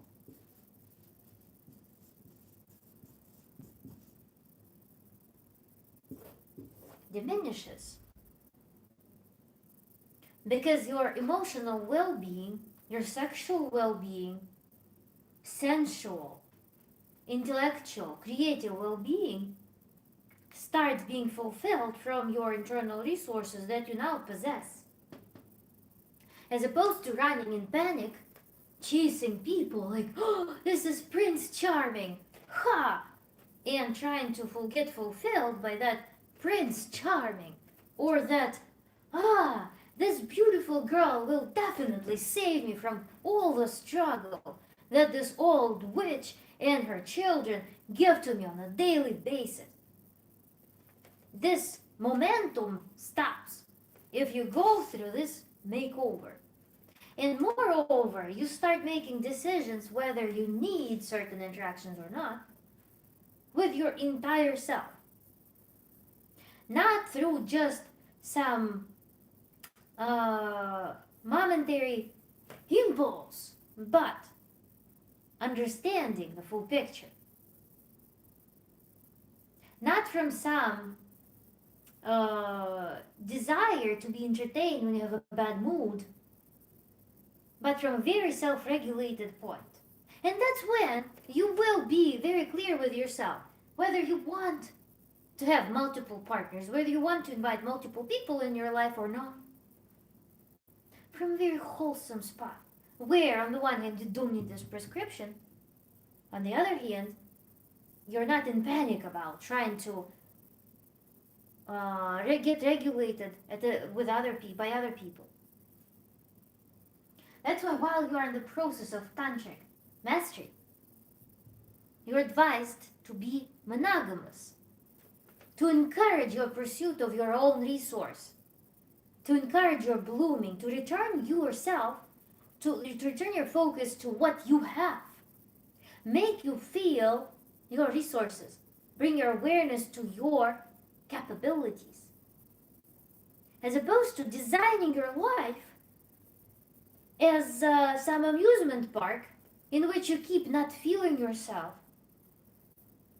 but you only perceive life through the eyes of other people. I need some fresh outlook. I need these emotions to be struck by someone. I need security from this person. I need entertainment from this person. Prince Charming, I'm here. Ha-ha! This is why. It's not because Tantra inherently wants you to be monogamous, it's just because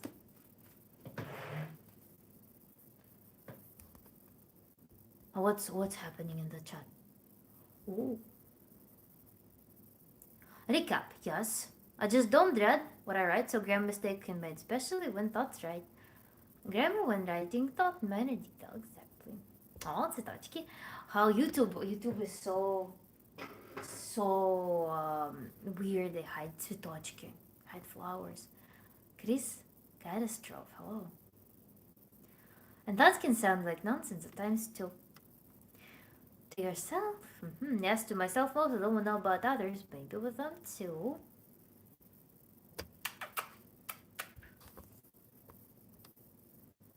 YouTube. Hannah Lucy, phone died. Your life. Mendoza, hello. Oh crap, was wondering what happened there, Hannah. Lavender. If going to Prince Charming turned into chasing, I would give up. Thank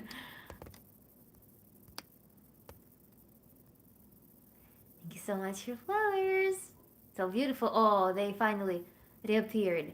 YouTube, show the flowers, please. Hippo, Kiva, didn't leave you, Nastya, I promise. Oh no, it's flower time already. Yes, Hannah. We are at past 3 hour mark right now. Hannah, help with flowers, my dear. From another girl, you're looking amazing mentally, working physically. Go girl. Thank you so much, Hannah. I need to prepare more flowers. I don't want it to end up learning too much. Hannah, let's discuss some questions if you have.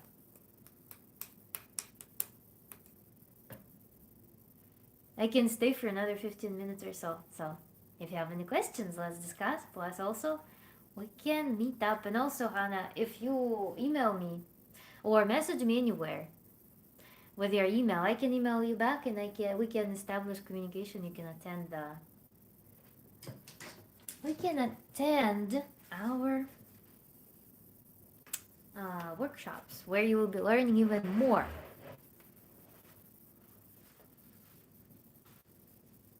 Hypocrites, by the way. Have you changed your mind on that? I'm sorry I messed up. The stream connection was messed up. Surprised you streamed on Saturday. Hypocrites. Yeah, now the schedule is hectic, but we'll get it to work out in a more consistent way.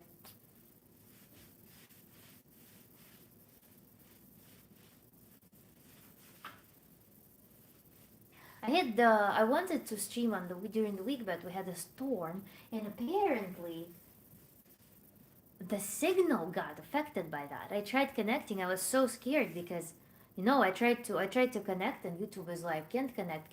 Wouldn't even attempt. It just gives me the message.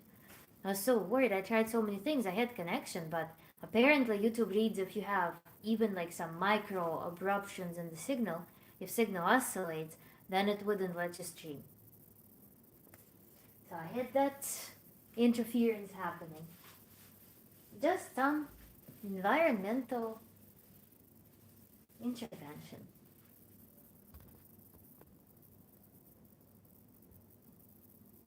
But it was a pleasant surprise. Boom. Oh my god, Kiva, can you believe that YouTube hid the flowers?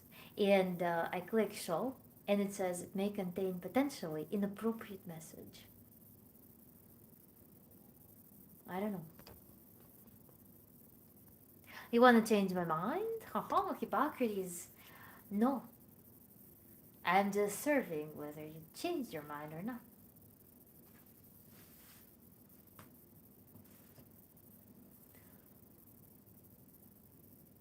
The Antoine Fisher. Did you color your hair? It looks amazing. Thank you. No, I just go in the sun. Киюшка! Спасибо большое за подарочек. Моя дорогая, я всегда была уверена, что вы являетесь добрейшего сердца человеком. По вашему тембру это сразу понятно. Да, это чувство дома. Действительно здесь есть, но именно вы наполняете его любовью благодаря той энергии, с которой вы все делаете. Киюшка, спасибо большое, спасибочки. Спасибочки, приспасибочки. Сколько любви у нас. Сколько у нас любви. Ох, сколько любви. Обожаю. Спасибо большое, Кивушка. Еще подарочек. Ох. Bubble Heart. О, какое красивое. Класс. Круто. Кузя, иди сюда. Иди сюда. Иди посмотри, что там. Работник, иди сюда.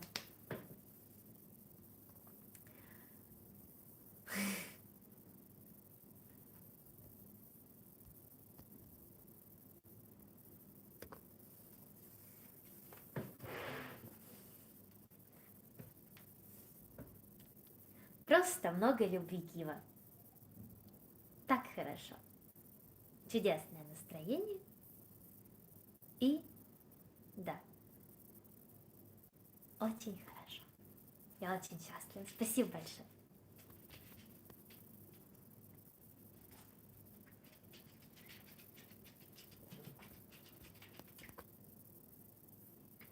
Кузьма, идем. Нет, ты не пойдешь, ты маленькая какашка.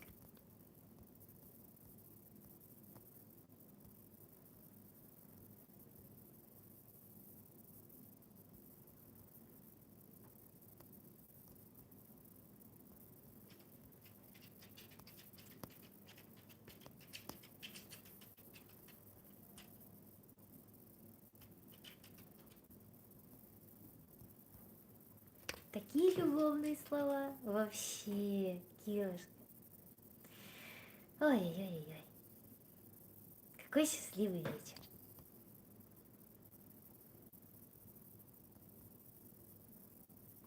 Peoples, I'll try and forgive you.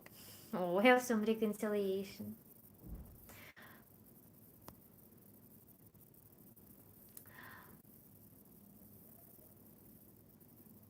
You guys made my night, Hannah Lucy. Hippocrates changed his mind. The sun is amazing job in your hair. I love you, Настя. I love you too. Цветочки мои красивые. Как говорится, сердце, как хорошо, что ты такое. Спасибо, сердце, что ты умеешь так любить. Это одна из моих самых любимых фраз из фильма. И она заставила меня задуматься о вашей страсти к своему делу. Давайте споем. Спасибо большое, Киюшка. Сейчас будем петь. Сердце, как хорошо, что ты такое. Спасибо, сердце, что ты умеешь так любить. Спасибо, сердце, что ты умеешь так любить. Парам-пам. Поэтому я распеваюсь перед стримами.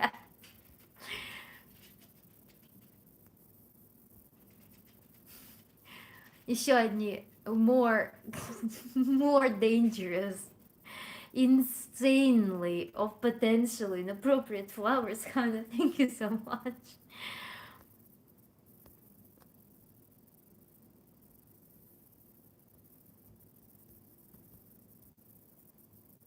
О да, Кива, кстати. To the substance of the message.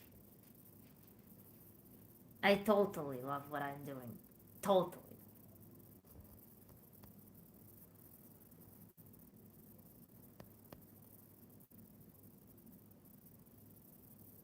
The Antoine Fisher. Thank you so much.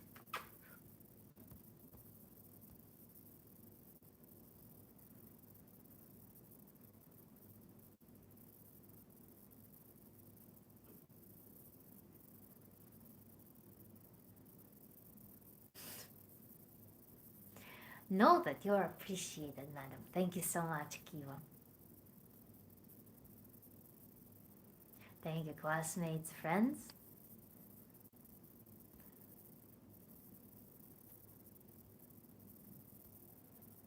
This song is a classic. Oh, what year is it? Which movie is it from? I'm pretty sure that I didn't watch the movie, maybe. But I heard it all the time growing up somehow. I even sang it to my dog. What other songs are from Soviet times? There's some other signature song.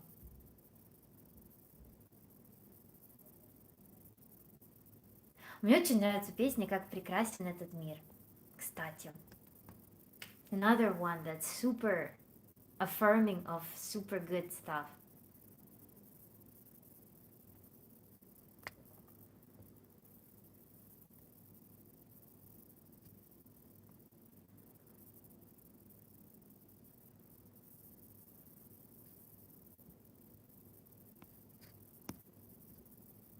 This song.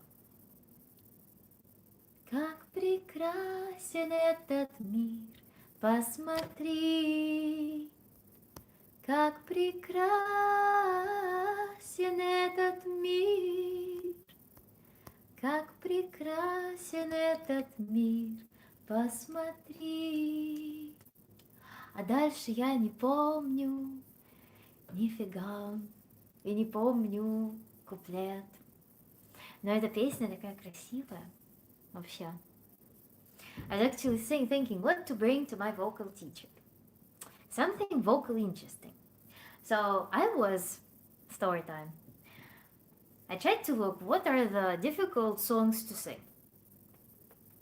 Oh, Kiva. Oh my god, we opened something. I should start editing songs quotes now to learn. Oh, we're into something.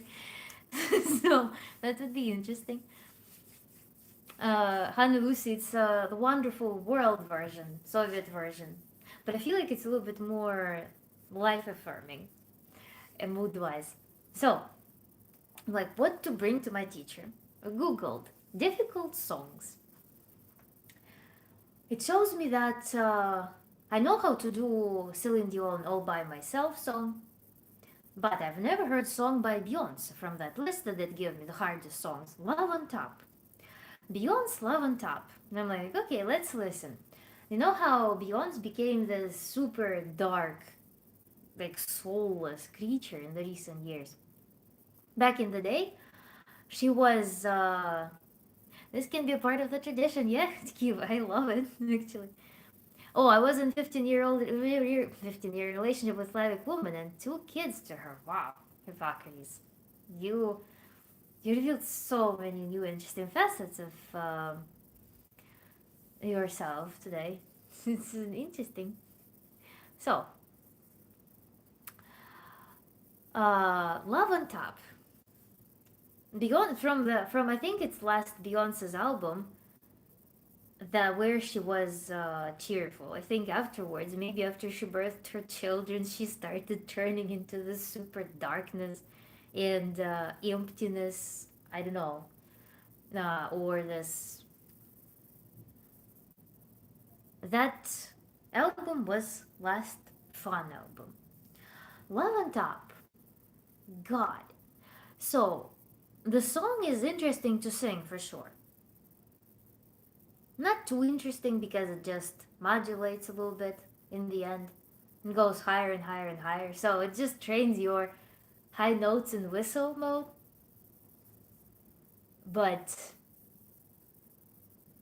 the lyrics, I will have to, if I was to sing the song, I would either stage it, if it was for the concert, I would stage it as a possessed, crying, nearly mad bride or something. Or I would change the lyrics. Because it's really nuts. Finally, you put my love on top. Yes, Hannah Lucy says. This one thing. It's like a song, it's an anthem of a girl or a woman who was trying to win love and celebrates that finally it was put on top on the priority list. And she's cheerfully sings. It goes like Tipa. Now everybody asks me why I'm smiling out from here to here. But I know nothing's perfect, but it's worth it after fighting through my tears. Finally, you put me first. So, she was apparently, as the plot of the song goes, she was fighting through tears. Now she's walking so happy because she's the chosen one after all the suffering she's gone through. And now she says that nothing's perfect, but it's totally worth it because of the amount of suffering currency she put into that. And as if she forced someone to put love on top finally. It's the creepiest shit on the planet. When you listen to pop song, mindfully, it's the creepiest stuff. And the song goes with this increasing and increasing height with this cheerfulness seemingly, but at the same time has this possessed feeling. So to me, it gives me this artistic direction of if I was to stage the performance of the song, I would make it as a possessed girl. I don't know, it was like this teary eye mascara type style that walks around and tells everyone, have you heard that? He chose me. He chose me. He finally chose me. It's, whoa.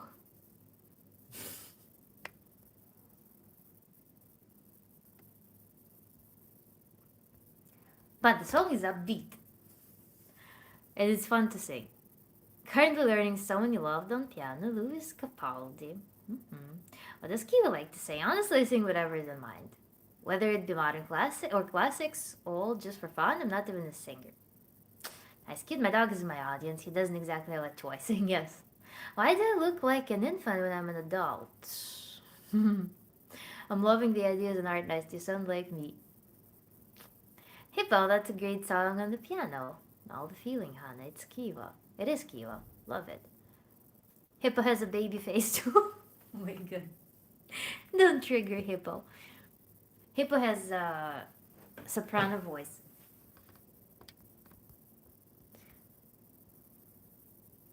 Where was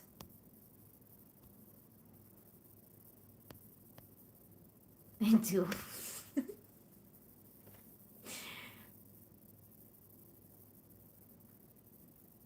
have my own musical sessions under the garden trees. Oh, Kiva, Kiva, dreaming.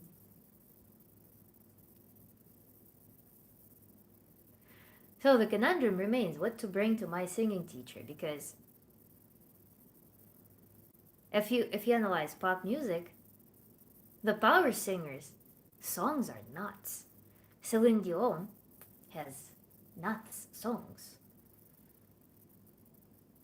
Whitney Houston has nuts songs.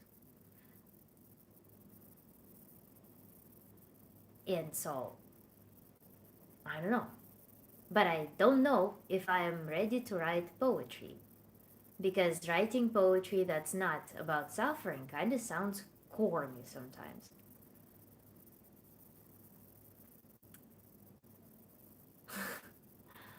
Soprano's voice, I'm mezzo soprano. Oh, okay, Hannah.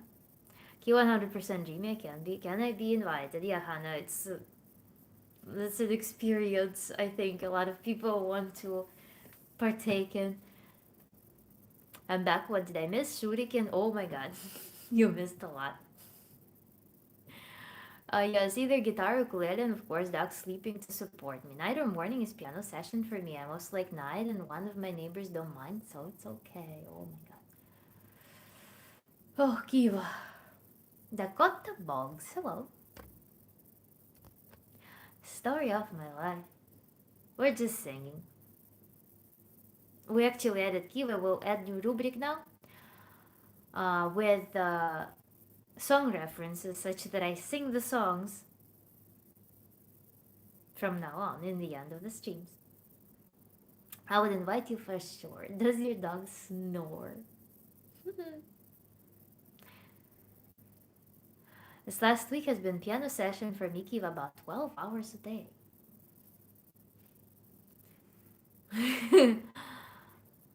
Oh, let's do it. How fun. Hee. Uh-huh. Music adventure begins.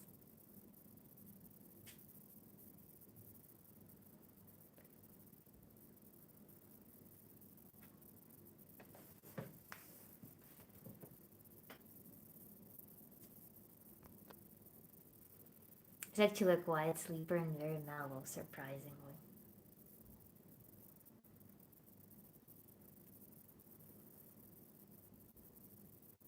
Zombie. While being quite dark, it's a wild song. It seems like very few people can get it right. Oh my god. Zombie. It's cranberries, right?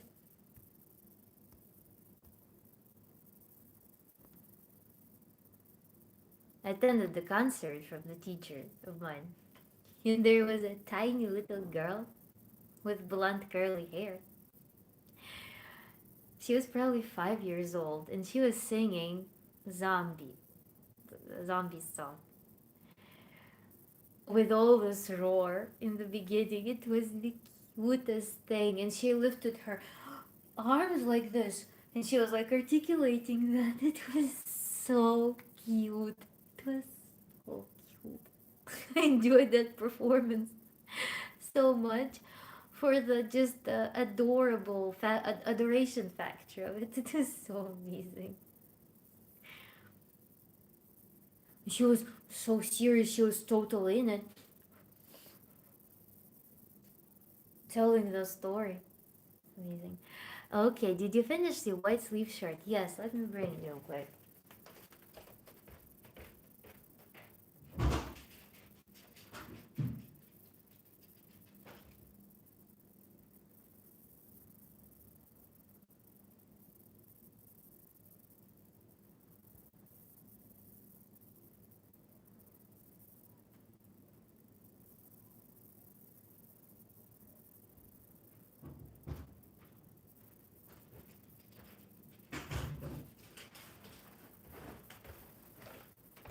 Here it is.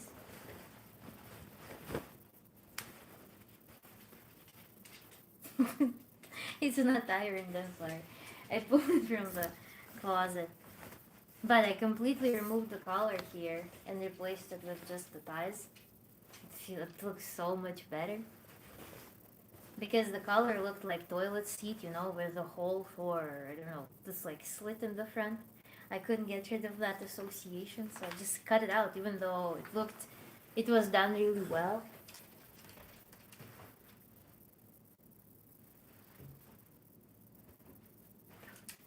This, I just demounted it.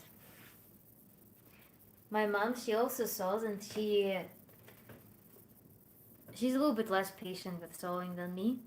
When I told her that I'm removing all of this perfection, she was like, maybe you shouldn't, please don't. She was like, chill asking me, please don't. For her, it was like such a massive amount, I guess, of wasted effort, but I can reuse this color for something, I think. And I don't regret that. I don't know what this thing is. So, here we go. Let's look at it. I hope you're proud. Thank you, Vanna.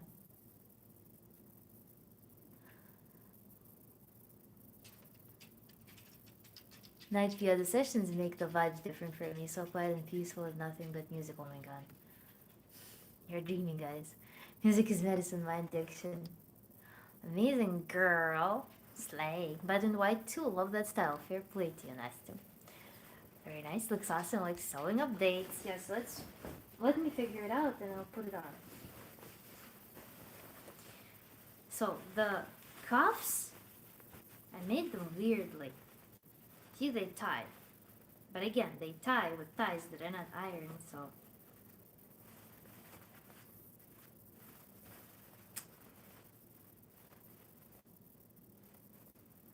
How did it go? And I also need to change the tips. I need to cut them and put metal tips on them.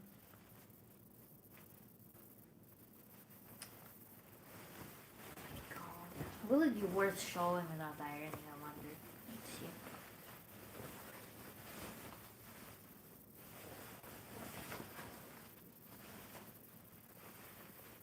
So this goes like this, I think. There we go. Something. I have a cuss word that comes to my mind when I do in Russian, but I'm not gonna say it.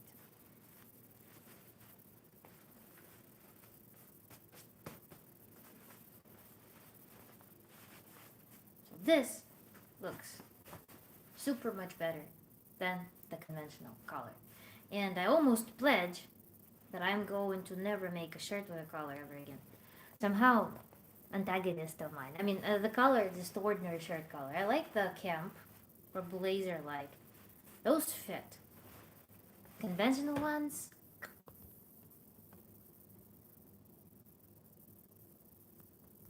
super. How Hippo will be one of your models when you're ready to advertise. Of course.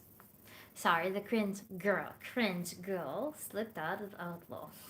I normally got control on that. Class, super.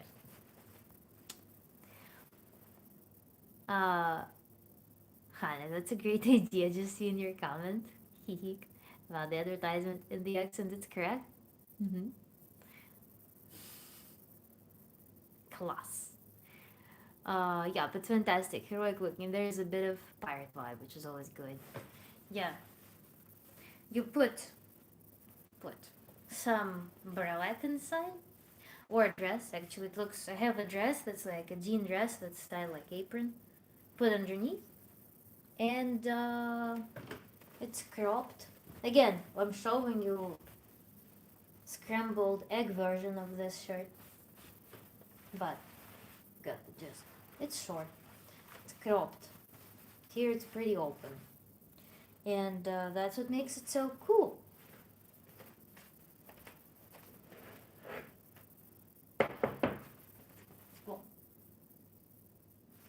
And then the cuffs, again, when they sleep well, they are actually good looking after good treatment. And I don't know what was my intention with all of that. So there are ties sewn into the seam, which I don't know if I need to redo that, but there are those loops that are also very beautiful and tailored if I iron it, this whole situation. And then the tips I'll finish with metal, maybe. Now though,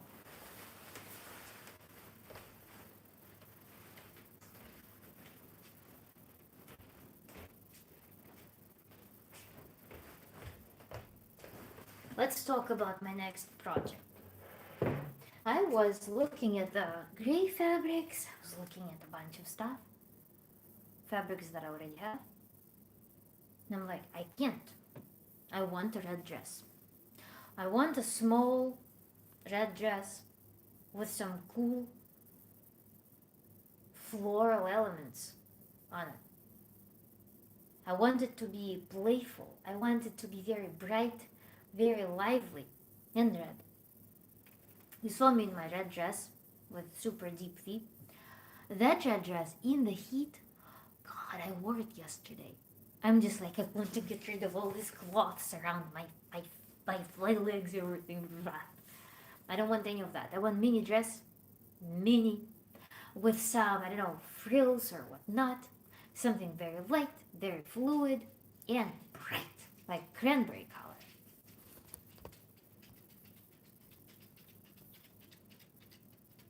Gone are the days of burlap sex. Nice. Scrambled eggs, it's slowly, it's working, we're work in process, but you're trying. Look, well, it looks professionally designed. Total pirate chick. Has to be hard to beat that. One proud fan here. Let's see. YouTube, reveal. What are you hiding so? Hippocrates, can you imagine that this message was considered potentially dangerous? Let's read it. That's a lot of work in that, Nastya. You hot and overlooked and hammer or just standard sewer. I guess you hot was the typo that made it dangerous. You got an overlock and hammer. I have a hammer. I have only standard machine. And I finish my seams as French seams, like this. So that's what I do. My seams on the inside look like this.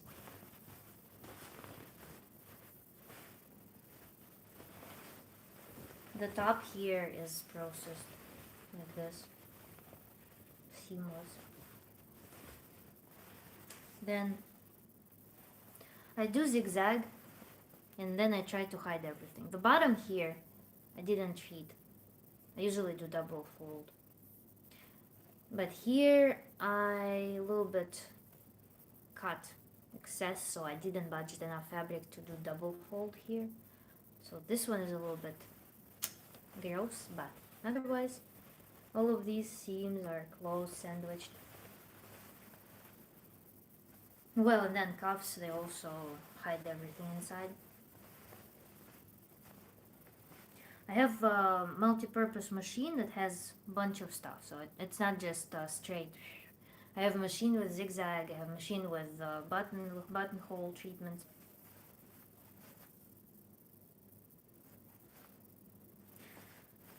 Overlock I couldn't use. I bought an overlock and it goes from 0 to 100 miles an hour. And you know how overlock has a knife in it? You perform a stitch and it cuts the edge off. And I remember I was trying to make a stretch fabric hoodie as a gift for someone for Christmas. And I tried doing it in a pretty limited amount of time. It was supposed to be a super cozy hoodie out of pure wool. It was pure wool knit material, gray, very beautiful. It was like thick and fuzzy. And the hood part was tailored in a way that it had to go like this. The seam would go like this. So there were parts that I just tried stitching in with overlock because it's stretch material, so it was overlock. And I accidentally cut right through some part and I sliced it and I just told myself this last time using it because overlock is such a non-trivial thing. Imagine this fabric, right? This fabric has stretch like this, it has stretch like this. For every direction of fabric, you need to perform calibration of an overlock because you have 4 threads, 4 bobbins. For all of those 4 bobbins of thread, you need to perform the test for every direction of the fabric. It's absolutely nuts. I mean, I feel really limited not being able to sew stretchy fabrics, but at the same time, I don't feel any limitations, any suffering from not having overlock for edge treatment of crunchy fabrics. Because with crunchy fabrics, I just use closed seams. I use zigzag just to secure them in place such that they don't fray. And then for aesthetics sake, I just close them with French seam. French seam has only one drawback: you need to budget in just a little bit of seam allowance. Because it works like you sew it like this on the face, and then you fold it like this, closing this edge.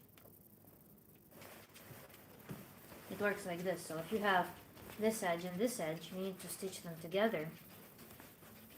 You stitch them like that on the face, like this, and then you fold them in like this. Whoop. And they go inside, and you stitch them like this. So they're all hidden, packaged inside. Or another thing, bias tape. Bias tape is also very beautiful treatment for seam allowances. I do it sometimes decorative as well. I can use contrasting ones. For example, I have, these are pretty rough ones. You basically just sandwich seam allowances in these things. And it's very beautiful. It can give this nice touch. But I had a shirt that I threw away because it was not wearable. It was from a pattern magazine, but I made it really well. It was with original fabric bias tape all inside. Oh my god, it's so beautiful inside. It's super cool. It was not wearable because it was a wrap shirt. It was of very transparent material. And the ties would just go down the waist and just look nice, you know. And the color was also not really good. You know, when I make my garments, I try to secure everything such that no internal like facings can go outside of the garment, because it's walking constantly folding something inside of the garment is very obnoxious. So I try to either hand stitch those things or make sure that my designs don't have them in place, or that I have a lining that holds dough in place. And nothing is ever mobile, and you don't need to press it. So that shirt had so many wearability roadblocks that I just got rid of it because I noticed that just hanging in my closet for eternity. Pirates, overlocker, and hammer. There's a lot of work in that knife. Do you have an overlocker? Thank you. It came out all wrong. That's pretty damn good for just the standard. I feel so relaxed right now, and it's nice to listen and read the conversation. Yeah, you. It's really cool. Very nice winding down. Very tidy tailoring, great craftsmanship. Shuriken, still ways to go. I don't know, I need to learn from someone to watch how people do that. That's... There are so many nuances. For instance, to make a shirt collar, you know? Well, this is a shirt collar, right?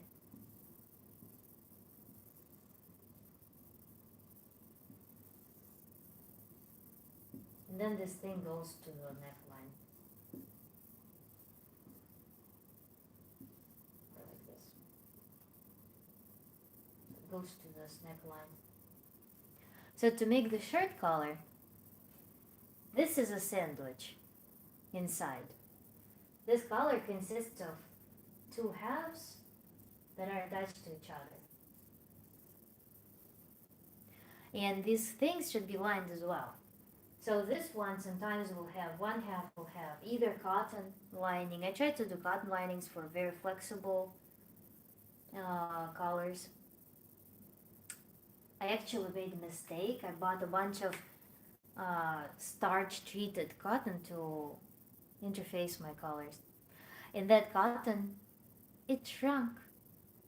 So my collars and a lot of my garments, they shrunk a little bit, but only inside. The main fabric now tries to accommodate that.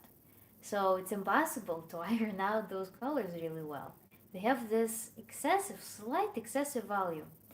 So that was a mess up that I don't know how I should have prevented that. Because the whole point of that crispy cotton is that it holds shape. It's treated like paper. You can pattern on it very easily, and then you pop it on the fabric, you stitch it onto fabric like this, as a liner, as a stiffener. And it's really easy to work with this collar piece to attach it to this piece, for instance. But then this also can have certain like fusible interfacing, or it can have also cotton lining. What happens, however, there are two layers of fabric here, right? Let's draw it like this. There are two layers of fabric here, two layers of fabric here. And the problem is that when you attach these together, what happens is that this sandwich, total sandwich, will have 4 layers of fabric.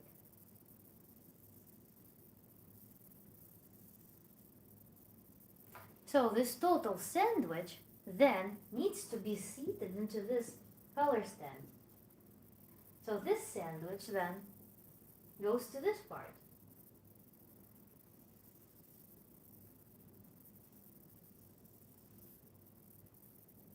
And this part also consists of 4 layers. So inside there is 4 layers here.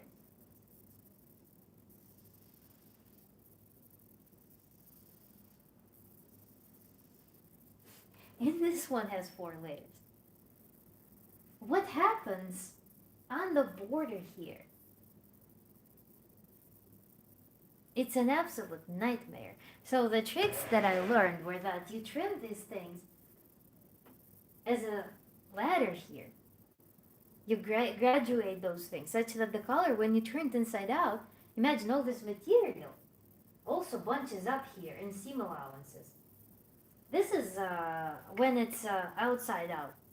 When you fold it inside out, all of this garbage duplicates, so it becomes double the thickness. And then it adds to this one. So here, in the joint between the collar color contains 4 layers, and this thing has 4 layers. It's nuts. It's not a malleable construction. So you need to trim these allowances, but plus also this thing has seam allowances. Here it bunches up on the corners, and then this thing sits on what? This is where buttons go. This material is also thicker, and it's sandwiched in these corners here. So this is stitched into this mess. There's so much mess at the corners. It's insane to work with that. So we need to trim everything to the extent that you have just a couple of millimeters of material holding things together. And that makes me very anxious usually, because I'm like, how is this going to hold? Color is something that you constantly touch. You know, you constantly stand it up, or you do something. You pull your shirt by the buttons to adjust it. So this is an actively used piece. That's what holds the whole shirt. If you trim everything up there, won't it be vulnerable? But if you can top stitch it, but still, you're down to several counts of threads that weave the fabric that you rely on. It's really scary. So how to do it gracefully? If you look at your factory-made shirts, you will see that these corners are insanely flat, despite the fact that they contain all of this mess. Which they don't contain all of that mess. They trim it down some way.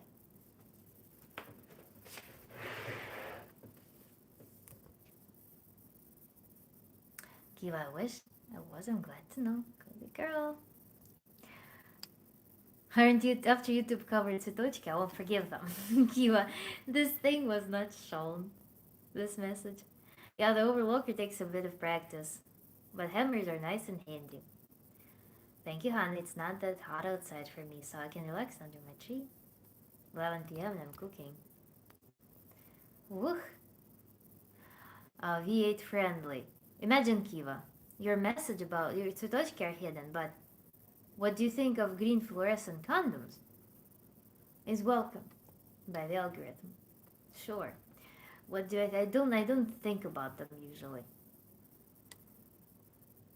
Man, that sounds complicated. Technology, crazy. And Shuriken, this can be replied to either Hippocrates or our new friend, V8 friendly. Have to cook too now. Chad, hello. It's been a while. It has been. Yep, sounds like you know an overlocker well enough. Well, hello, Nastya. Found there's such thing as being too honest. Think about good things, Chad. Wonderful. Marco, if still in here, behave. You're very artistic, Kurt. Yes, I am. I wish I could draw, but my brain doesn't work that way. I mean, it's a skill. It's not that your brain doesn't work this way. You can train it. Oh, Chad has been talking to the self-checkout lady at the store. Like, I started actually talking to her instead of the lame NPC dialogue like usual. Now she'll come up and talk to me even if I don't need her help. Wonderful.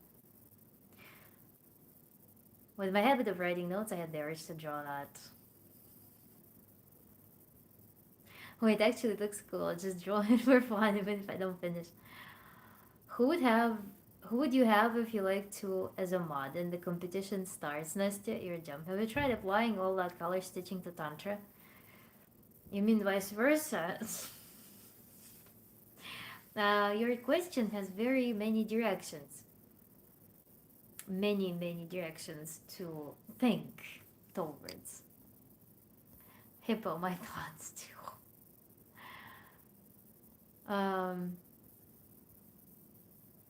Eating too late. Well, don't copy me, Ulrich.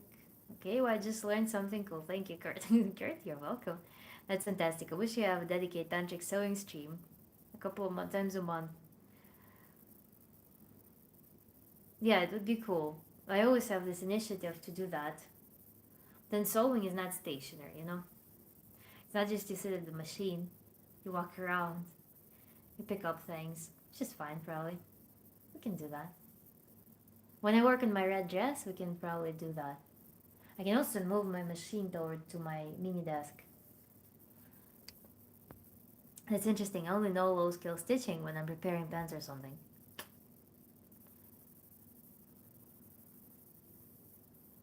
Poo poo poo. Now. Oh, we are on a cooking thing. Cabbage spuds, bacon and eggs. What are spuds? I need to Google it. We're both going to be awake till early hours digesting and I was yummers. It does lots of directions, yes, Hippocrates. How do you apply color stitching to Tantra? What aspect of Tantra? Tantra. So yeah, with colors, I bet there are some video tutorials beyond what I already watched to do the latter strategy. But if you look at my shirts, there's always this garbage going on the corners. The colors themselves, I dialed in very well. They look very tidy and nice. But the color stands, I even switched to camp colors. Camp colors, I mean, they fit me better. Or blazer, notched collars, they fit me better. So I'd rather move to that direction. But then I want to be a versatile person. Because my world doesn't limit on me. My world and people who I can sew for, it's broader. So it's still relevant for me to be able to make this really well.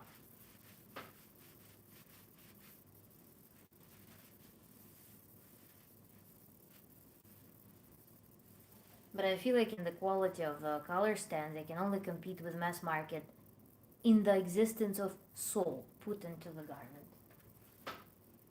Or some interesting designs, maybe. Spuds.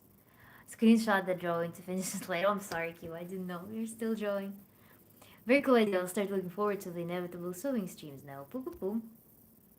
Yes, let's do that. Because it's also tantric, because when I sew, I usually sew with a meaning. You know, clothing is such a thing.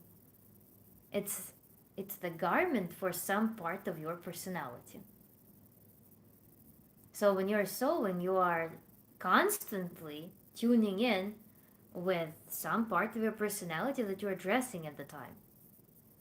And then it requires so much creative force that your brain is constantly lit up to the maximum while focusing on the part of your personality that you want to dress.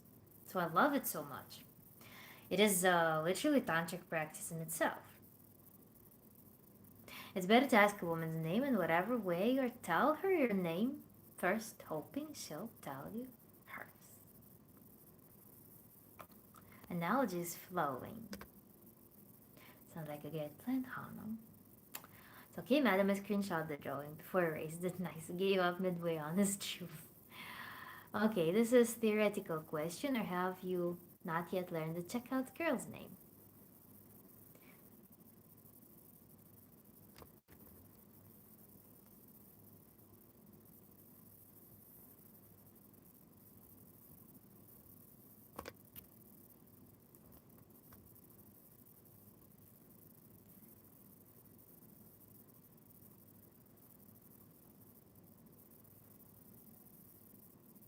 My god, YouTube is offering me to add a Q&A sticker with the question that they propose is, have a junk drawer. What do they want from you?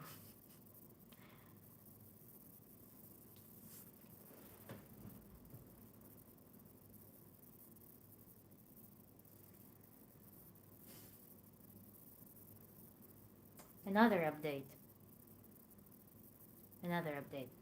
We got the chessboard. I don't know if you showed you. And chessboard became the one of the most pointless but so captivating ways of spending time and energy for me. It's insane. I have such a competitive nature that I feel an insane urge to play games like this. And I get such a fulfillment from combinations that are intriguing, that I can't stop. I have to moderate myself because otherwise I would be just playing and playing and playing until I reach some goal that I haven't even formulated. But I get such a gratification and fulfillment from just some satisfying combinations that I play out. Observing some patterns, it gives me such a stimulation that I get addicted to it.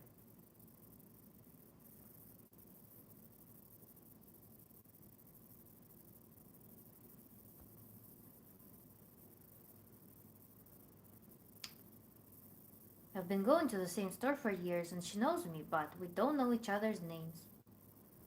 We seem to have chemistry. Chemistry is a chapter of physics.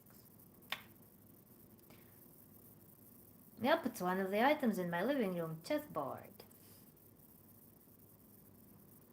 Sounds like it's time to learn her name. Next time you're talking and having a good time, find out her name.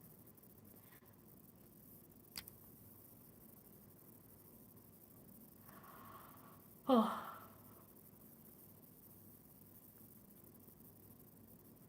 I like how we just have all these conversations. Yup.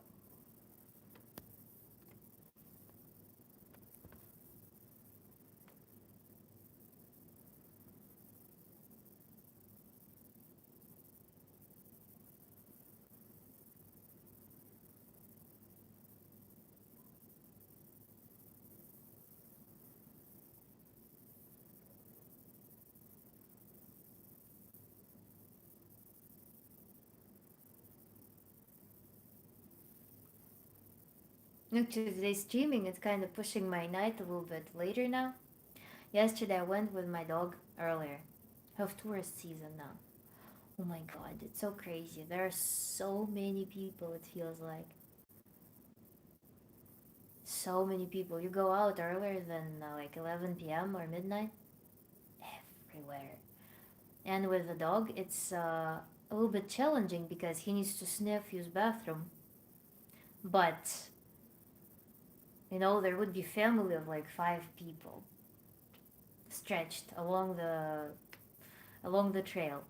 You pass them, you walk far enough, and your dog starts sniffing, and you start hearing their voices coming up to you again. So you have to rush your dog such that they don't need to have the interception with huge amount of people, and then pass them again because you walk faster than the family, to then find another good smelling bush to inspect and then have to pass them again. So it's always this thing with people. And so now I'm so happy that I'm going to walk him later. Because last night I was like, oh my god, it's too many people, too many people.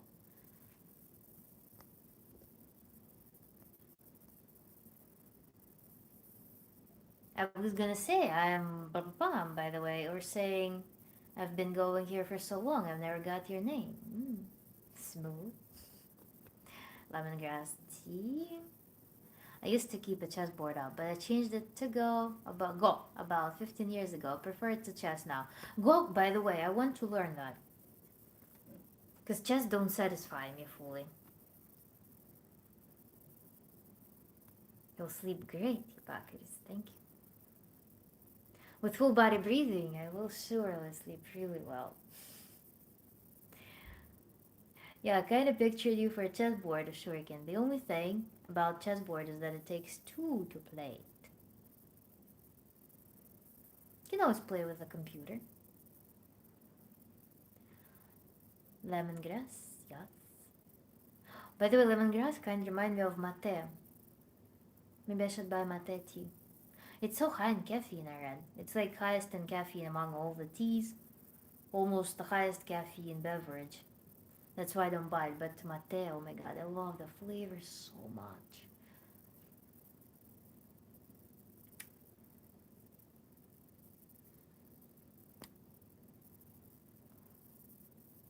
Full body breathing, I was avoiding at times, but since Madam says it doesn't take my thoughts away as much, I have approved.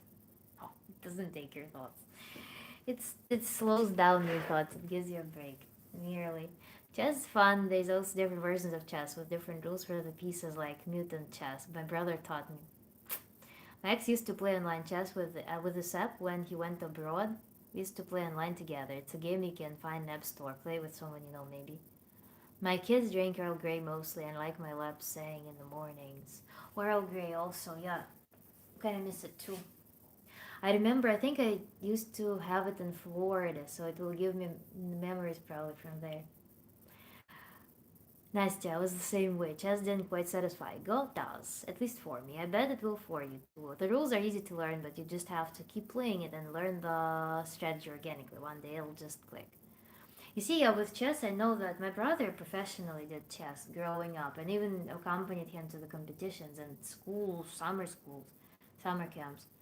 And they eventually, you reach, if you don't want to be an amateur, you reach the point of needing to just know the combinations. You need to learn this much of combinations.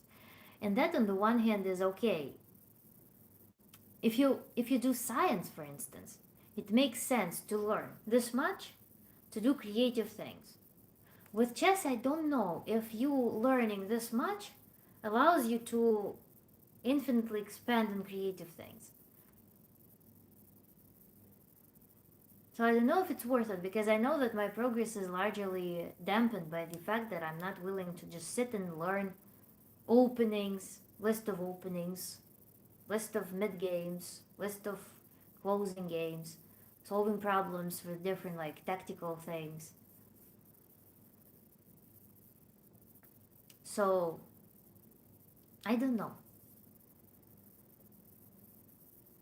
if it's worth the effort for the satisfaction with the game.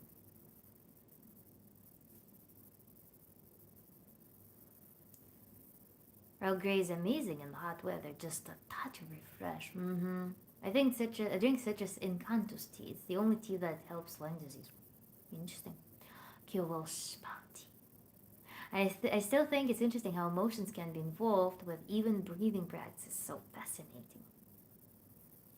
Yes, because we are accustomed to reading emotions as something from a novel, something that describes something that seemingly exists in some ether of metaphysics, but emotions are merely hormones that hop on the receptors. And that's what we perceive as emotion, or express as emotion, as an avalanche of physical responses to some hormone hopping on some receptor.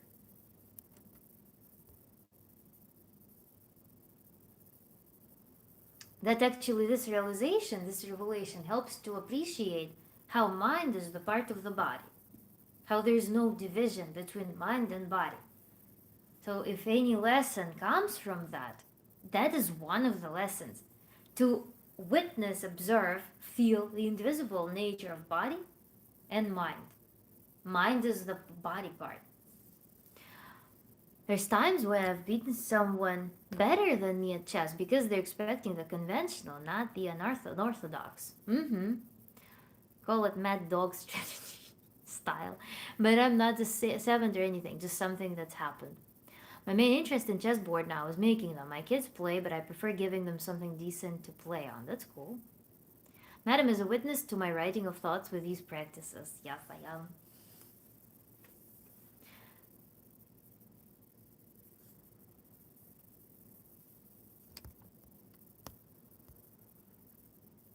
My loves, do we part here?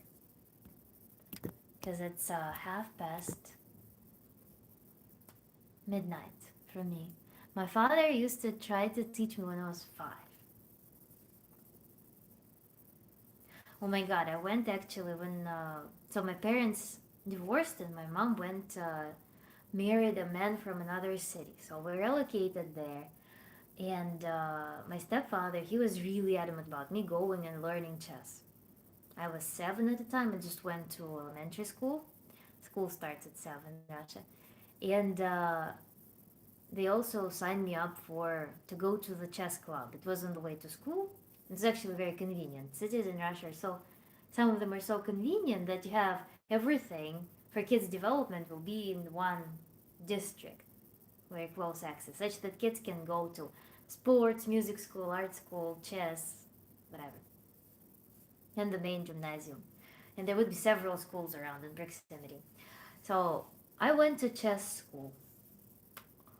My God, we had such a teacher. I came there, of course, I was a novice. And there was a boy whose name was Victor. We were 7 years old. Victor was a little bit more experienced, and then there were also some other boys, and I was the only girl there. And my teacher was a lady. And she was a lady in her either late 30s or early 40s. And she would treat me like nothing burger, and with the boys, she'd be like, Victor, Victor, you did so well. Oh my God, Victor. I was like, what is this pedo going on? It literally felt like pedo to me. I was aware of the topic at that point, so it looked very bizarre to me. Ha ha ha, Victor. I mean, the shortage of men in Russia went that deep. I don't know. It was like, it felt very weird. So I asked my parents to just not bring me there. I said I don't like it there because I don't feel any encouragement. I don't feel any feedback. It feels like I just don't exist there.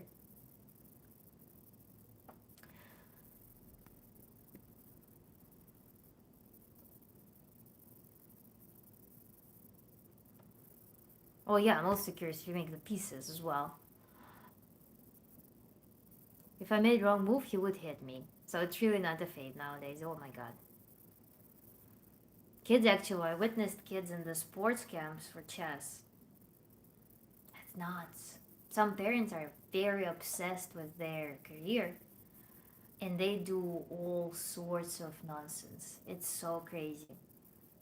Some kids, they live in some almost derealization. They like live in chess world. Yeah, parents, some children are crying after they go to the games crying because they're scared if they lose, they will be beaten up. And then at the same time, your intelligence works the best when you are in a healthy state of mind. So the paradox is that kids are supposed to perform under insane nervous pressure. Perform intellectually. Yeah, all that memorization is very tedious. With Go, it's much more like an archaic military engagement on a 19 by 19 board, and with only two types of pieces, you can imagine how different the play is. Should try it.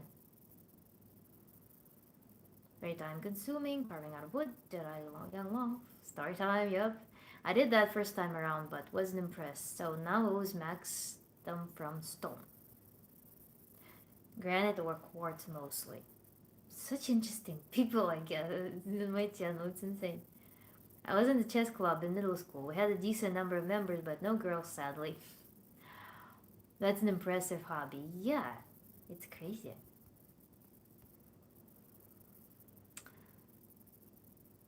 Ah, that's so unfair. When you're that young, you're not used to being secondary to men.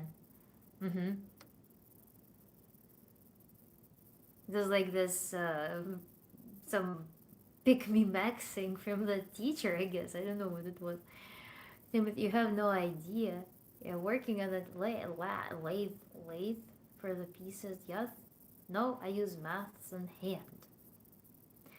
You would post a picture on YouTube posts or a video, that would be sick. Yup. Oh my God, you understand Nasty exactly. Thank you. It's my own fault. It takes so much time not lathing them. Lathing. Time went by so fast I didn't even realize. Yeah, 4 hours 20 minutes today. We're pushing. No, we're not close to the record. I think our record was 6 hours. We're close to that. Have one. Retired from chess in 3rd grade. Totally was the teacher's issue. No to unpack. Uh huh. I faced that several times in my life. Teachers in school also were gifts. And I need to school once more. Take care, friends. I'll catch you next time. Bye bye. Shuriken, have a good one. Yeah, let's all go about our day and night. Because I need to go to the walk. I would bring you to the walk, but my phone is low in charge, so it will be a very quick one. So I would watch the sea with you. My dog and I will have a spot. We watch the moon every night. And also sometimes manage to take some art house short movies there. Because certain states of nature are really inspirational. Well, just yeah, I have the urge to do ukulele music session, so I also must be leaving. Thank you, Kiyoshka. Inspiration, beauty. Okay, guys, I enjoyed being here even though I didn't catch the full stream. Hippocrates, do you even care about polygamy at this point? The stream curtains are closing. Yup. Enjoy your walkies. Thank you. Flowers. Thank you, Chad. Good night, everybody. And Hippocrates, I hope you changed your mind. Still, I'll finish on that. Love you, Nasty. Thank you so much. Love you, Hannah. Try email me again. You're an inspiration, and I'll see you in the workshops. Hate the idea of polygamy. Hippocrates, don't get yourself started. I leave and I love. This is not goodbye, but see you later.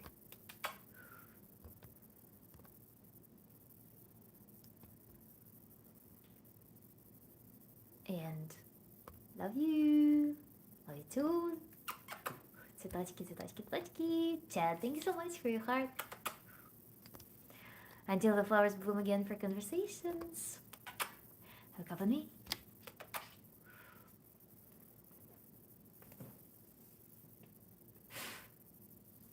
Let's go. Bloom time, yes.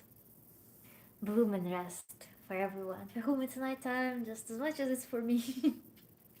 And have a nice, beautiful dinner, people who are busy cooking. And we'll meet soon. We have topics. I need to write down topics, ideas for the workshops. And we have idea that was how to design your own practices. We either will do this in the workshop, or we're going to do this in the thing, or we'll do open workshop as well. So, баба, иди ко мне, моя хорошая, иди, натяни трусики на ручки, да. Okay, I'm turning it off. Miss you all.